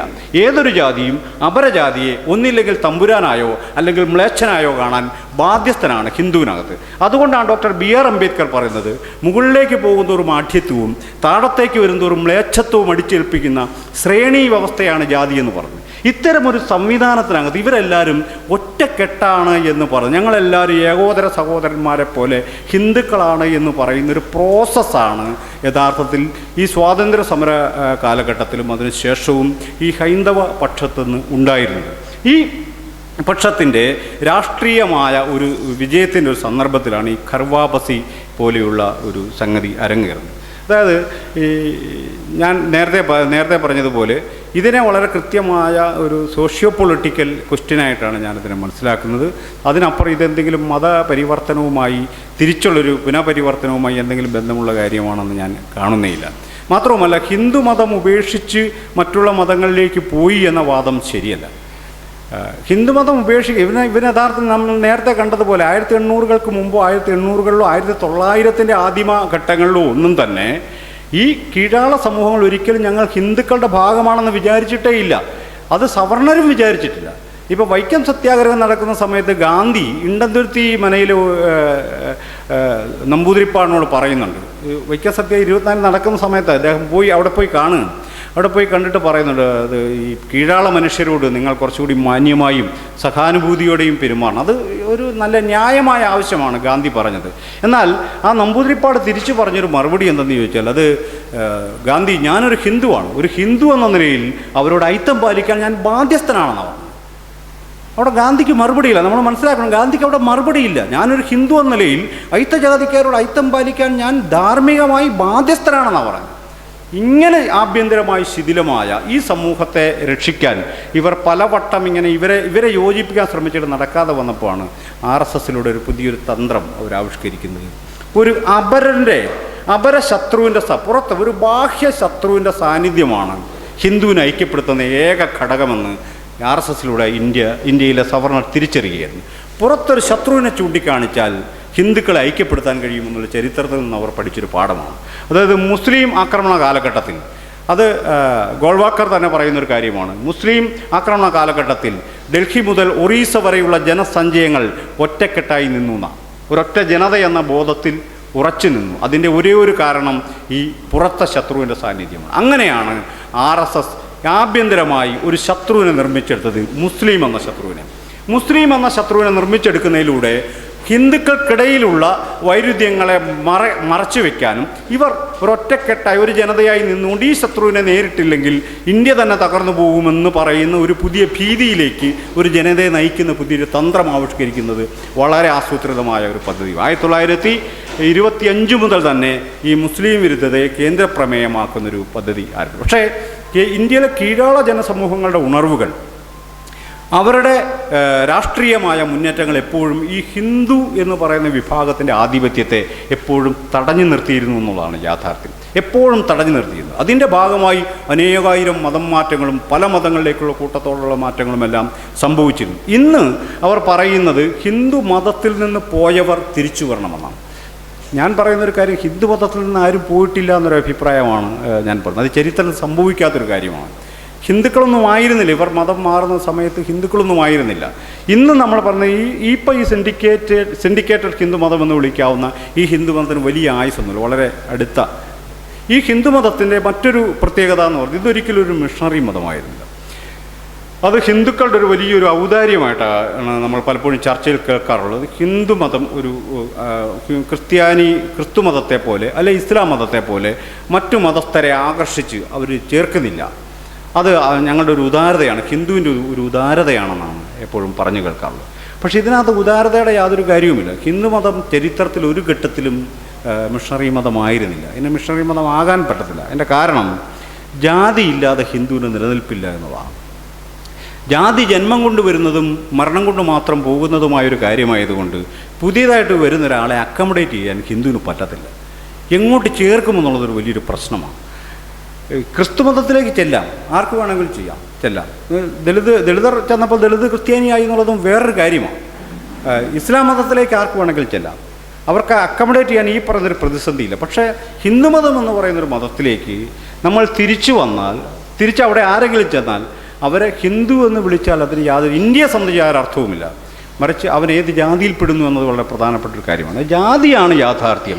ഹിന്ദു എന്നതൊരു അയഥാർത്ഥമായ വെർച്വലായ ഒരു കാര്യം മാത്രമായാണ് നമ്മുടെ മുന്നിൽ നിൽക്കുന്നത്. അങ്ങനെ ഒരിക്കൽ പോലും ഇത് മിഷണറി മതമാകാതിരുന്നത് യഥാർത്ഥത്തിൽ ഈ ഹിന്ദു മതത്തിൻ്റെ ഹിന്ദു സമൂഹത്തിൻ്റെ ആഭ്യന്തരമായ ശൈഥില്യങ്ങളുടെയും ദൗർബല്യങ്ങളുടെയും ലക്ഷണമായി കാണേണ്ടതിന് പകരം ഇത് ഇവരുടെ വലിയ ഉദാരതയും മഹാമനസ്കതയുമായി വ്യാഖ്യാനിക്കുന്നൊരു തന്ത്രമാണ് ഇന്ത്യയിൽ നടന്നു വന്നിട്ടുള്ളത്. ഞാൻ പറഞ്ഞു വരുന്നത്, ഇങ്ങനെയുള്ള ഈ ഹിന്ദുമതം ഒരു അപരശത്രുവിനെ ചൂണ്ടിക്കാണിച്ചുകൊണ്ടാണ് യഥാർത്ഥത്തിൽ ആഭ്യന്തരമായ ഒരു ഐക്യത്തെ നിർമ്മിച്ചെടുക്കാൻ സാധിക്കും. ഇതിൻ്റെ ഏറ്റവും നല്ലൊരു ഉദാഹരണം 1980 എന്ന് പറയുന്നത് ഇന്ത്യയിൽ ഈ കീഴാള സമൂഹങ്ങളുടെ, അതായത് ദളിതർ, പിന്നോക്കക്കാർ, ന്യൂനപക്ഷങ്ങൾ തുടങ്ങിയ വിഭാഗങ്ങളുടെ രാഷ്ട്രീയമായൊരു ഉണർവിന് സാക്ഷ്യം വഹിച്ചൊരു കാലഘട്ടമാണ് 1980 എന്ന് പറയുന്നത്. ഈ കാലഘട്ടം ഈ ദളിതരും പിന്നോക്കക്കാരും ന്യൂനപക്ഷങ്ങളും സ്വതന്ത്രമായ രാഷ്ട്രീയ പദവിയിലേക്ക് പ്രവേശിക്കുകയും സ്വന്തം രാഷ്ട്രീയ പാർട്ടികൾ ഉണ്ടാക്കുകയും തെരഞ്ഞെടുപ്പിനെ നേടുകയും ചെയ്യുന്നൊരു ഘട്ടത്തിൽ ഇന്ത്യയിൽ അസ്തമിച്ചത് ഇന്ത്യൻ ദേശീയ പ്രസ്ഥാനമായിരുന്നു. എന്ന് പറഞ്ഞാൽ ഇന്ത്യൻ നാഷണൽ കോൺഗ്രസ് ആയിരുന്നു. UP അടക്കം ബീഹാർ അടക്കമുള്ള വലിയ പ്രദേശങ്ങളിൽ നിന്നും ഇന്ത്യൻ നാഷണൽ കോൺഗ്രസ് തുടച്ചു നീക്കപ്പെടുന്നത് BSPയുടെയും SP പോലെയുള്ള രാഷ്ട്രീയ പാർട്ടികളുടെ ഉദയത്തോടു കൂടിയാണ്. ഈ പാർട്ടികൾ എത്രമാത്രം ശരിയാണ് തെറ്റാണെന്നുള്ള കാര്യമല്ല ഞാൻ പറയുന്നത് ഇന്ത്യയിൽ നടന്നൊരു രാഷ്ട്രീയ യാഥാർത്ഥ്യം എന്ന് പറയുന്നത് ഇന്ത്യയിലെ ദളിതരും പിന്നോക്കക്കാരും ന്യൂനപക്ഷങ്ങളും സ്വതന്ത്ര രാഷ്ട്രീയ കർത്തൃത്വം കൈവരിച്ചപ്പോൾ, ഒരു പൊളിറ്റിക്കൽ സബ്ജക്റ്റ് എന്ന നിലയിലുള്ളൊരു സബ്ജക്റ്റിവിറ്റി കൈവരിച്ചപ്പോൾ ഇന്ത്യയിലെ ദേശീയ പ്രസ്ഥാനമാണ് അസ്തമിച്ചത് എന്നത് നമ്മുടെ മുന്നിൽ ഒരു ചരിത്രമാണ്. അങ്ങനെ ഇവർ ഒരു സ്വതന്ത്ര രാഷ്ട്രീയ കർത്തൃത്വം കൈവരിക്കുന്നതോടെ ഈ ഹിന്ദുത്വം എന്ന് പറയുന്നൊരു സംഗതി വലിയൊരു ഭീഷണിയെ നേരിടുന്നുണ്ടായിരുന്നു. ആധുനിക ഹിന്ദുത്വം എന്ന് പറയുന്നത് ഹിന്ദു രാഷ്ട്രീയ പൗരത്വം എന്ന് പറയുന്ന കാര്യം വലിയൊരു എന്ന് പറഞ്ഞാൽ പിന്നോക്കക്കാരും കീഴാളരും കൂടി ഒഴിഞ്ഞു പോയാൽ പിന്നെ ഹിന്ദു എന്ന് പറയുന്ന സവർണ ന്യൂനപക്ഷമായി ചുരുങ്ങുമെന്നുള്ളതാണ് അതിൻ്റെ ഒരു യുക്തി. ഇവർ വലിയൊരു പ്രതിസന്ധിയെ നേടുന്നുണ്ട്. ഇങ്ങനെ ഈ 80കളുടെ ഈ കലുഷിതമായൊരു കാലഘട്ടത്തിലാണ് യഥാർത്ഥത്തിൽ 25-ൽ ഗോൾവാൾക്കർ എന്ന് ചൂണ്ടിക്കാണിച്ചതുപോലെ ഒരു അപരശത്രുവിനെ ചൂണ്ടിക്കാണിച്ചുകൊണ്ടാണ് നാം നിൽക്കേണ്ടത് എന്ന ഒരു പുതിയൊരു യുക്തിയിലേക്ക് ഈ ഹിന്ദുത്വ ശക്തികൾ മടങ്ങുന്നു. അതായത് VP Singh Mandal commission report നടപ്പിലാക്കുമെന്ന് പ്രഖ്യാപിച്ചപ്പോൾ ഇന്ത്യയിൽ വലിയ കലാപങ്ങളുണ്ടായി. ഇന്ത്യ വലിയ വിദ്യാർത്ഥി കലാപങ്ങളും ആത്മാഹൂതികളുമെല്ലാം സംഭവിച്ചിട്ടുണ്ട്. അപ്പോൾ ഈ എന്തുകൊണ്ടാണ് വളരെ പെട്ടെന്ന് ഒരു സംവരണ വിരുദ്ധമായൊരു മനോഭാവം പെട്ടെന്ന് രൂപം കൊള്ളുകയും വലിയ കലാപങ്ങൾ ഉണ്ടാവുകയും ചെയ്തു? അങ്ങനെ സവർണ അവർണ വിഭജനം വളരെ വ്യക്തമായിരുന്നു അതിനകത്ത്. അതിനകത്ത് മണ്ഡൽ കമ്മീഷൻ റിപ്പോർട്ട് നടപ്പിലാക്കുമെന്ന് പ്രഖ്യാപിച്ചപ്പോൾ പിന്നോക്കക്കാർക്ക് സംവരണം കൂടുതൽ ലഭ്യമാകുന്നൊരു ഘട്ടം വന്നപ്പോൾ ഡൽഹി യൂണിവേഴ്സിറ്റിയിലെ വിദ്യാർത്ഥിനികൾ, ഉമാ ചക്രവർത്തിയുടെ പുസ്തകത്തിൽ അവരുടെ ഒരു ഓർമ്മയായിട്ട് പറയുന്നത്, ഡൽഹി യൂണിവേഴ്സിറ്റിയിലെ വിദ്യാർത്ഥിനികൾ ഒരു ബാനർ ഉയർത്തി, ജോലിയില്ലാത്ത ഭർത്താക്കന്മാർ ഞങ്ങൾക്ക് വേണ്ട. ഇതാണ് സ്ലോഗൻ. അതായത് അവരുദ്ദേശിച്ചത് ജോലിയെല്ലാം ദളിതരും പിന്നോക്കക്കാരും തട്ടിക്കൊണ്ടു പോകുന്നു, സവർണ യുവാക്കളെല്ലാം ജോലിരഹിതരായി തെരുവിലൂടെ അലിഞ്ഞു തിരിയുമെന്നും അത്തരം ജോലിയില്ലാത്ത മനുഷ്യർ ഞങ്ങൾക്ക് വേണ്ടെന്നുമാണ് എഡ്യൂക്കേറ്റഡായ മനുഷ്യർ പറഞ്ഞൊരു കാര്യം. അപ്പോൾ അതിനകത്ത് ഉമാ ചക്രവർത്തി തന്നെ ആശങ്കപ്പെടുന്നൊരു കാര്യമുണ്ട്. എന്നാൽ ജോലി ഉണ്ടല്ലോ പിന്നോക്കക്കാർക്ക്, അവരെ കെട്ടിയേക്കാൻ നിന്നോട്ട് അവർക്ക് തോന്നാത്തെന്നുള്ള അതിൻ്റെ ഒരു മർമ്മം എന്ന് പറഞ്ഞത്. അവരെ കെട്ടിയേക്കാന്ന് പോലും തോന്നുന്നില്ല, ജോലിയുള്ള സവർണം തന്നെ വേണമെന്നുള്ള അതിൻ്റെ ഒരു യുക്തി ഒന്ന് ഓർക്കണേ. ഈ നിലക്ക് നമ്മുടെ ഈ സവർണ വിരുദ്ധതയ്ക്ക് വലിയ ആഴങ്ങളുണ്ട് നമ്മൾ അറിയണം. നമ്മൾ നൂറ്റാണ്ടുകളായി നമ്മൾ കൈവശം വച്ചിരിക്കുന്ന അദ്ദേഹം, ഞങ്ങൾ റെയിൽവേ സ്റ്റേഷനിൽ പോകുന്നപ്പോൾ പറഞ്ഞു, ഈ ദൈവവിശ്വാസം എന്നൊരു അന്ധവിശ്വാസമുണ്ട്, അതല്ലാത്ത അന്ധവിശ്വാസങ്ങളാണ് അതിനേക്കാൾ കൂടുതലെന്ന് അദ്ദേഹം എന്നോട് പറയുന്നുണ്ട്. എന്ന് പറയുന്നത് പോലെ നമ്മുടെ ഉള്ളിൽ ഊറിക്കിടക്കുന്ന ഈ സവർണബോധത്തിൻ്റെയും സവർണ ജീവിതം തന്ന വൈജ്ഞാനിക ബോധവുമൊക്കെ എങ്ങനെയൊക്കെയാണ് ഹിംസാത്മകമായിരിക്കുന്നതെന്ന് പോലും പലപ്പോഴും നമ്മൾ അറിയുന്നില്ല എന്നാണ് അതിൻ്റെ യാഥാർത്ഥ്യം. ഈ ഒരു ഉദാഹരണം അതിനെയാണ് തെളിയിക്കുന്നത്. ഇത് അതുപോലെ തന്നെ രാജഗോപാൽ, പിന്നെ ആന്ധ്ര ലിബർട്ടീസിൻ്റെ സിവിൽ ലിബർട്ടീസ് മൂവ്മെൻറ്റിൻ്റെ രാജഗോപാൽ, അദ്ദേഹം പറഞ്ഞ ഈ സംവരണ വിരുദ്ധ കലാപത്തെക്കുറിച്ച് പറഞ്ഞൊരു കാര്യം, ഈ ജാതിയെക്കുറിച്ച് പറയുമ്പോൾ വളരെ പെട്ടെന്ന് സവർണ ബുദ്ധിജീവികൾ പെട്ടെന്ന് അൾഷിമേഴ്സ് ബാധിച്ചവരെ പോലെ സംസാരിക്കാൻ തുടങ്ങുന്നു. ഒരു ചരിത്രത്തിൽ കേൾക്കാത്തൊരു കാര്യമോ കേൾക്കുന്ന പോലെയൊക്കെ അവർ പെട്ടെന്ന് അജ്ഞരാവുകയോ പെട്ടെന്ന് നിഷ്കളങ്കരാവുകയോ ചെയ്യും. ജാതിയോ അതൊക്കെ അതിലൂടെ ഉള്ളതാണോ, അങ്ങനെയൊക്കെ അവരങ്ങ് നിഷ്കളങ്കരാവപ്പെട്ടു. ഈ ആ നിഷ്കളങ്കത തികച്ചും അപകടകരമായൊരു കാര്യമാണ്. തൻ്റെ കൺമുന്നിൽ നടന്ന, ഇപ്പോൾ കേരളത്തിൽ നടന്നൊരു സംവാദം, ഞാൻ വിഷയത്തിൽ നിന്ന് ഡീവിയേറ്റ് ഇതൊന്ന് വ്യക്തമാക്കാൻ പറയാം. കേരളത്തിൽ നടന്നൊരു സംവാദം, ഈ ദലിത് സാഹിത്യമൊക്കെ ഇങ്ങനെ ഉയർന്നു വന്ന സമയത്ത് സമൂഹത്തിന് അപരിചിതമായ എന്തോ ഒരു കാര്യം സാഹിത്യത്തിൽ പ്രത്യക്ഷപ്പെട്ടിരിക്കുന്നു എന്ന് കേരളത്തിലെ പ്രമുഖ ബുദ്ധികളൊക്കെ പറയുന്നുണ്ട്. അന്ന് ഞങ്ങളൊക്കെ ഉന്നയിച്ചൊരു കാര്യം, നിങ്ങൾക്കിതെങ്ങനെ അപരിചിതമാകുന്നു എനിക്ക് മനസ്സിലാവുന്നില്ല. ഈ മനുഷ്യരല്ല, ഈ ദളിതരെന്ന് പറയുന്ന മനുഷ്യർ മുഴുവൻ നിങ്ങൾക്കിടയിൽ തന്നെയാണ് ജീവിക്കുന്നത്, പിന്നെ നിങ്ങൾക്കിത് അജ്ഞാത ഭൂഖണ്ഡ എന്നൊക്കെ പറഞ്ഞത് എന്താണെന്ന് എനിക്ക് പിടികിട്ടില്ല. അതിൻ്റെ പ്രശ്നമെന്ന് പറഞ്ഞാൽ ഇവൻ മനസ്സ് തുറക്കുന്നില്ല എന്നുള്ള തന്നെ കാര്യം. അവൻ്റെ ജീവിതത്തിലേക്ക് ഇവൻ്റെ മനസ്സ് തുറക്കാൻ കഴിയാത്ത എന്തോ ധാർമ്മികമായ ഒരു വിലക്ക് ഇവൻ നേരിടുന്നുണ്ടെന്ന് മാത്രമേ അതിനർത്ഥമുള്ളൂ. അതല്ലാതെ ഇവരൊന്നും അങ്ങ് ആഫ്രിക്കയിൽ പോയി ജീവിച്ചവരൊന്നും അല്ലല്ലോ. ഈ നാട്ടിൽ കല്ലറയിലും എറണാകുളത്തും ഇവിടെയെല്ലാം ബാക്കി ഈ സവർണരൊക്കെ ജീവിച്ച് അവിടെയൊക്കെ തന്നെ അവർ ജീവിച്ചു. പക്ഷേ അവരുടെ കാര്യം പറയും എന്തോ അപരിചിതമാണ് അവർ പറഞ്ഞത്. എനിക്കത് അതിഭീകരമാണ് നമ്മുടെ ജ്ഞാനവ്യവസ്ഥ എന്നാണ് ഞാൻ പറഞ്ഞു വരുന്നത്. ഇങ്ങനെ സംവരണ വിരുദ്ധ ഈ കലാപം വന്നപ്പോൾ ഇന്ത്യയിലെ സവർണ ഫാസിസ്റ്റുകൾ മനസ്സിലാക്കിയ ഒരു കാര്യം, ഇത് ഹിന്ദു പൊളിറ്റിക്കൽ ഐഡൻറ്റിറ്റി രണ്ടായി പിളർക്കുന്നു എന്നുള്ളതാണ്. അതുകൊണ്ട് അതിനെ തിരിച്ചു പിടിക്കാൻ അവർ ആ ഒരു മൊമെൻ്റത്തെ ബാബറി മസ്ജിദ് തകർക്കുന്നതിലേക്ക് നയിച്ചതിലൂടെയാണ് ഹിന്ദുത്വ രാഷ്ട്രീയം ഇന്ത്യയിൽ അനിഷേധ്യമായ ശക്തിയായി മാറും. അതിന് മുമ്പ് ഹിന്ദുത്വ രാഷ്ട്രീയം എന്ന് പറഞ്ഞാൽ വളരെ അപക്വമായ എവിടെയെങ്കിലും എവിടെയെങ്കിലും ചെറിയ ചെറിയ കലാപങ്ങൾ ഉണ്ടാക്കുന്ന ഒരു ശക്തി മാത്രമേ, മറിച്ച് ശത്രുവിനെ അപരസ്ഥാനത്ത് പ്രതിഷ്ഠിക്കാൻ കഴിഞ്ഞ വിജയകരമായ രാഷ്ട്രീയ നാടകമായിരുന്നു ബാബറി മസ്ജിദിൻ്റെ തകർക്കൽ. അതോടുകൂടി ഇന്ത്യയിലെ BJP അടക്കമുള്ള ഹിന്ദുത്വ ശക്തികൾ സംവരണ വിരുദ്ധ പ്രക്ഷോഭങ്ങൾ അവസാനിപ്പിക്കുകയും ആയിരക്കണക്കിന് ന്യൂനപക്ഷ കൂട്ടക്കൊലകൾ ആരംഭിക്കുകയും ചെയ്തു നമ്മൾ അറിയേണ്ടത്. അങ്ങനെ ആയിരക്കണക്കിന് ന്യൂനപക്ഷ കൂട്ടക്കൊലകൾ നടത്തിക്കൊണ്ടാണ് ഹിന്ദു ഐഡൻറ്റിറ്റിയെ മറുപുറത്ത് നിർമ്മിച്ചുകൊണ്ടിരിക്കുന്നത്. ഇപ്പോൾ ഗുജറാത്താണ് അതിൻ്റെ ഏറ്റവും വിജയകരമായ മോഡൽ. ഈ വിജയകരമായ മോഡൽ നമ്മൾ 9% മുസ്ലിങ്ങളെ ഗുജറാത്തിലുള്ളൂ. 9%. അവർ അത്ര ധനികരൊന്നുമല്ല. സ്വന്തമായൊരു പത്രമോ സ്വന്തമായൊരു TV ചാനലോ ഇന്നും ഗുജറാത്തിലെ മുസ്ലിങ്ങൾക്കില്ല. കേരളത്തിലെ മുസ്ലിങ്ങൾ അതിനേക്കാൾ ഭേദപ്പെട്ട മുസ്ലിങ്ങളാണ്.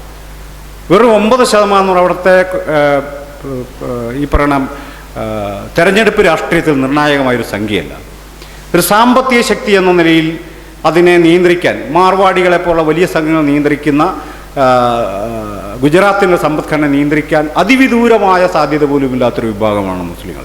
എന്നിട്ടും എന്തുകൊണ്ടായിരിക്കാം ഈ നിരാലംബരായ ജനക്കൂട്ടത്തെ മോഡിയുടെ നേതൃത്വത്തിൽ കൊന്നൊടുക്കിയത്? അതൊരു പൊളിറ്റിക്സാണ്. അങ്ങനെ മുസ്ലിമിനെ അപരസ്ഥാനത്ത് നിർത്തുന്നതിലൂടെ ട്രൈബ് അടക്കമുള്ള, പട്ടികജാതിക്കാരടക്കമുള്ള, പിന്നോക്കക്കാരടക്കമുള്ള മനുഷ്യരെ ഹിന്ദുക്കളായി നിർമ്മിച്ചെടുക്കാൻ കഴിയുമെന്നുള്ള പുതിയൊരു യുക്തിയാണ് യഥാർത്ഥത്തിൽ മോഡി ഇന്ത്യക്ക് സംഭാവന ചെയ്തത്. ഇതിനെ ദേശീയമായി സ്ഥാപിച്ചെടുക്കാൻ കഴിഞ്ഞതിലൂടെയാണ് ബാക്കി എല്ലാവരും അപ്രസക്തരായി പോകുന്നത്. ഇത്തരമൊരു മെക്കാനിസത്തിൻ്റെ ഒരു കാര്യമാണ് ബാക്കി എല്ലാവരും അങ്ങ് അപ്രസക്തരായി മാറുന്നതാണ്. പ്രതിപക്ഷം എന്നത് അജ്ഞാതമായൊരു സ്ഥലമായി മാറും. കാരണം ഇത് മതഛായയുള്ള ഒരു രാഷ്ട്രീയ, കമ്മ്യൂണൽ മെജോറിറ്റിയുടെ ഒരു രാഷ്ട്രീയം. ഇങ്ങനെ ഉയർന്നു വന്നിട്ടുള്ള ഹിന്ദു മെജോറിറ്റി എന്ന് പറയുന്ന ഫാസിസ്റ്റ് രാഷ്ട്രീയത്തിൻ്റെ കേരളത്തിലെ, ഇന്ത്യയിലെ കീഴാളരുടെയും സ്ത്രീകളുടെയും ന്യൂനപക്ഷങ്ങളുടെയും എല്ലാം സ്വതന്ത്രമായ ഒരു സോഷ്യൽ ഏജൻസി എന്നുള്ളവരുടെ നിലനിൽപ്പിനെ റദ്ദ് ചെയ്തുകൊണ്ട് ഇത് മുഴുവനും ഹിന്ദു എന്ന് പറയുന്ന ഒരൊറ്റ ഏകമാനമായ ഒരൊറ്റ ഐഡൻറ്റിറ്റിയിലേക്ക് കൂട്ടിച്ചേർത്തുകൊണ്ട് നടത്തുന്ന പുതിയ ഒരു മുന്നേറ്റത്തിൻ്റെ ഒരു ഘട്ടത്തിലാണ് ഖർവാബസി എന്ന് പറയുന്ന നാടകം അരങ്ങേറുന്നത്. ഈ ഖർവാബസിയുടെ നേരിട്ടുള്ളൊരു ഓപ്പറേഷൻ കൂടി പറഞ്ഞുകൊണ്ട് ഞാൻ അവസാനിക്കും. ഖർവാബസി ആദ്യമായി അരങ്ങേറുന്ന ആഗ്രയിലെ ഒരു ഗ്രാമത്തിലാണ്. അതിൻ്റെ സൂക്ഷ്മമായി ആ ഒരു സംഭവം നമ്മൾ നോക്കുമ്പോൾ ആഗ്രയിൽ കുറച്ച് ദൂരെ ഒരു ഗ്രാമത്തിൽ ഏതാണ്ട് നാളുകളായി പാട്ട പെറുക്കിയും പ്ലാസ്റ്റിക് പെറുക്കിയും ജീവിക്കുന്ന മുസ്ലിങ്ങളായിരിക്കുന്ന കുറച്ച് മനുഷ്യർ, 41ഓളം കുടുംബങ്ങൾ. അവരാരും തന്നെ ശ്രദ്ധിക്കുന്നില്ല. അവർക്ക് പ്രത്യേകിച്ച് ഒരു അവകാശമില്ല, ഒരു പൗരത്വമില്ല, ഒന്നുമില്ല. കുറേ പേരിങ്ങനെ ബംഗാളി വന്ന് അവിടെ താമസിക്കുന്നു, ഒരു പാട്ടയൊക്കെ പെറുക്കി ജീവിക്കുന്നു എന്നുള്ളതല്ല, അവർക്ക് വേറെ യാതൊരു ആക്സസും ഇല്ല. അവിടേക്ക് ഒരു ഹിന്ദു സംഘടനയിലൊരു കക്ഷി അവിടെ ചെന്നിട്ട് അവരോട് പറഞ്ഞു, നിങ്ങൾക്ക് കാർഡൊക്കെ, റേഷൻ കാർഡൊക്കെ ശരിയാക്കി തരാം, ഐഡൻറ്റിറ്റി കാർഡ്, ആധാർ കാർഡൊക്കെ റെഡിയാക്കി തരാം എന്ന് പറഞ്ഞാൽ അവരോട് ഒപ്പൊക്കെ വാങ്ങുന്നു.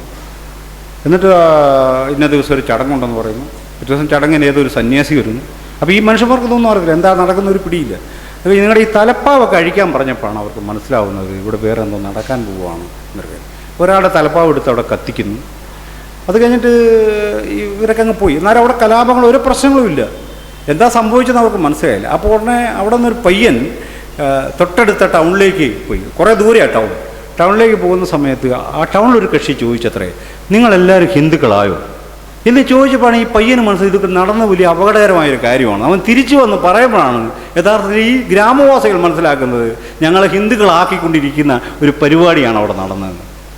യഥാർത്ഥത്തിൽ ആ ഗ്രാമത്തിൽ നടന്ന സംഭവത്തെക്കുറിച്ച് കൃത്യമായി ഹിന്ദു പത്രത്തിൽ വന്ന വിശദമായ റിപ്പോർട്ടാണ് ഞാൻ പറഞ്ഞത്. ഇതാണ് യഥാർത്ഥത്തിൽ അവിടെ സംഭവിച്ചൊരു കാര്യം. അപ്പോൾ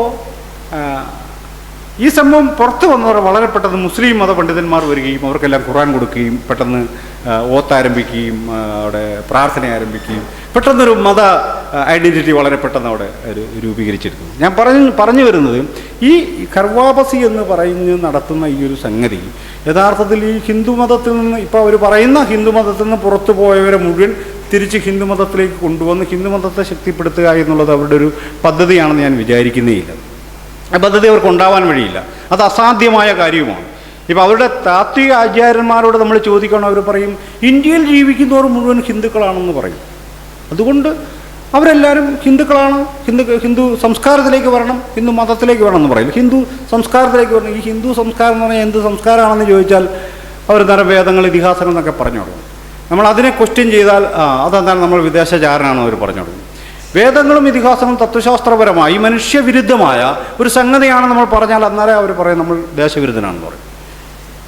ഞാൻ പറഞ്ഞത് ഇതൊരിക്കലും സംവാദാത്മകമായി മുന്നോട്ട് കൊണ്ടുപോകാൻ കഴിയുന്ന ഒരു കാര്യമേ അല്ല ഖർവാബസിയുടെ പേരിൽ നടക്കുന്നത്. രണ്ട് മതങ്ങൾ തമ്മിലുള്ള സംഭാഷണവുമല്ല നടക്കുന്നത്, മറിച്ച് ഇതൊരു വലിയൊരു പ്രൊപ്പഗണ്ടയാണ്. ഹിന്ദുമതം എന്ന് പറയുന്നത് എല്ലാ മനുഷ്യർക്കും വന്നു ചേരാവുന്ന വിശാലമായൊരു ഇടമാണെന്നും അതിലേക്ക് ആയിരക്കണക്കിന് മനുഷ്യർ ഒഴുകിക്കൊണ്ടിരിക്കുന്നു എന്നുള്ള ഒരു പ്രതീതിയാണ് ഖർവാബസിയുടെ കാലത്ത് സൃഷ്ടിക്കപ്പെട്ടത്. തിരുനക്കര ശ്രീകൃഷ്ണസ്വാമി ക്ഷേത്രത്തിൽ ഖർവാബസി നടക്കുന്നു എന്നറിഞ്ഞ് ഞാനവിടെ ചെല്ലുന്നുണ്ട്. ഞാനവിടെ ചെല്ലുമ്പോൾ യഥാർത്ഥത്തിൽ 2 കുടുംബങ്ങൾ, ഒരു 13 പേര് മൊത്തം കാണും. പക്ഷേ ഞാനവിടെ എണ്ണി നോക്കുമ്പോൾ 9ഓളം ചാനലുകളാണ് ഇത് ഒപ്പിടിയിരുന്നിരിക്കുന്നത്. 13 പേരാണ് ഈ മതം മാറ്റത്തിന് വന്നിരിക്കുന്നത്. അവരോട് സംസാരിക്കുമ്പോൾ അവർ പറഞ്ഞു ഞങ്ങൾ നേരത്തെ മതം മാറിയതായിരുന്നു, സർട്ടിഫിക്കറ്റ് ഒന്നും കിട്ടിയില്ല, അത് കിട്ടുമെന്നാണ് ഇവർ പറഞ്ഞു, അതുകൊണ്ട് വന്നാന്നാണ്. അങ്ങനെയാണ് പറഞ്ഞത്. നേരത്തെ ഈ മതം മാറ്റത്തിന് റീകൺവേർഷൻ, ഈ ക്രിസ്ത്യാനിയായ ദളിതർക്ക് ഹിന്ദു ആയി കഴിഞ്ഞാൽ അവർക്ക് സംവരണം കിട്ടും. അങ്ങനെ ഇങ്ങോട്ട് മാറുന്നവരുണ്ട്. അതിന് കൃത്യമായൊരു പ്രൊസീജിയറുണ്ട്. അത് ഇങ്ങനെ ഒരു ഹിന്ദു സംഘടനയിൽ, അത് സർക്കാർ പ്രഖ്യാപിച്ച കുറേ ഹിന്ദു സംഘടനകൾ, അതിലേതെങ്കിലും മെമ്പറാവണം. അത് കൊണ്ടുവന്ന് ഗസറ്റിൽ പരസ്യം ചെയ്യണം. ആ ഗസറ്റ് വേണ്ടിയെന്ന് തഹസിൽദാർക്ക് കൊടുത്ത് തഹസിൽദാർ അന്വേഷിച്ചിട്ട് സർട്ടിഫിക്കറ്റ്, അതിനൊരു VHPയുടെ ആവശ്യമില്ല. ഇത് ഏതൊരു പൗരനും നേരിട്ട് റീകൺവേർട്ട് ചെയ്യാൻ താല്പര്യമുള്ള ഏതൊരു പട്ടികജാതിക്കാരനും നേരിട്ട് ചെയ്യാവുന്ന ഒരു കാര്യമേ ഉള്ളൂ. പക്ഷേ ഇത് പറഞ്ഞിട്ടാണ് നിങ്ങൾക്ക് സർട്ടിഫിക്കറ്റ് മേടിച്ചു തരാമെന്ന് പറയുകയാണ് ഈ മനുഷ്യന്മാരിവിടെ വന്ന്. പക്ഷേ അത് പ്രൊപ്പഗണ്ട ചെയ്യുന്നത് അങ്ങനെയല്ല. പുറത്തേക്ക് TV ചാനലിലൂടെ പുറത്തേക്ക് വരുന്നൊരു കാര്യം ഇതാ നൂറുകണക്കിന് മനുഷ്യർ ഹിന്ദു മതത്തിലേക്ക് വന്നുകൊണ്ടിരിക്കുന്നു എന്ന ഒരു കാര്യമാണ്. ഇങ്ങനെ ഹിന്ദുമതം എന്ന് പറയുന്ന ഏതൊരാൾക്കും വരാവുന്ന ഒരു സ്ഥലമാണ്. പഴയ വിവേചന സ്ഥലമല്ലെന്നും പഴയ വിവേചനങ്ങൾ ഇതാ മാറിക്കഴിഞ്ഞെന്നും ഈ കറുത്ത മനുഷ്യരൊക്കെ ദളിതരൊക്കെ ഇതാ കൂട്ടത്തോടെ ഇങ്ങോട്ട് വന്നുകൊണ്ട് എന്തിന് മുസ്ലിങ്ങൾ പോലും വന്നുകൊണ്ടിരിക്കുന്നു എന്ന് പറയുന്ന വിധം ഹിന്ദു മതം എന്ന് പറയുന്നത് ഒരു പുതിയ ദേശീയതയുടെ അടിസ്ഥാനമായിരിക്കുന്ന ഒരു വിശാലമായൊരു സ്ഥലമാണെന്ന് സ്ഥാപിച്ചെടുക്കുന്ന ഒരു വലിയൊരു പണിയാണ് യഥാർത്ഥത്തിൽ ഖർവാ ബസീറിലൂടെ അവർ ചെയ്യുന്നത്. ഇവിടെ ഇങ്ങനെ പുറത്തുനിന്നുള്ള ക്രിസ്തുമതത്തിലേക്ക് പോയവരെ തിരിച്ചെടുക്കുക എന്ന് പറയുമ്പോൾ ഇവിടെ മാറിയൊരു മുഴുവൻ ദളിത് ക്രിസ്ത്യാനികളാണ്. അത് നമ്മൾ അറിയേണ്ട ഒരു കാര്യം. ദളിത് ക്രിസ്ത്യാനികളാണ് പറഞ്ഞത്. ദളിതരല്ലാതെ ഒരു സമുദായത്തെയും ഇവർക്ക് തിരിച്ചെടുക്കാൻ കഴിഞ്ഞില്ല എന്നതുകൂടി അടിവരയിട്ട് നമ്മൾ അറിയേണ്ടത്. എന്തുകൊണ്ടാണ് കേരളത്തിലെ ഒരു 100 സുറിയാനി ക്രിസ്ത്യാനികളെ ഇവർക്ക് ഖർവാ ബസീറിലൂടെ തിരിച്ചു പിടിക്കാൻ കഴിയാത്തത്?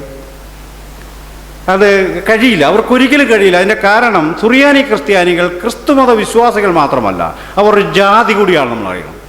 അവരൊരു ജാതി കൂടിയാണ്. അവർക്ക് ആ ജാതി കൂട്ടിട്ട് വേറെ പോകേണ്ട കാര്യമില്ല, അവർ പോകത്തില്ല. ആ ജാതിയിലേക്ക് ആരും കൂട്ടത്തില്ല.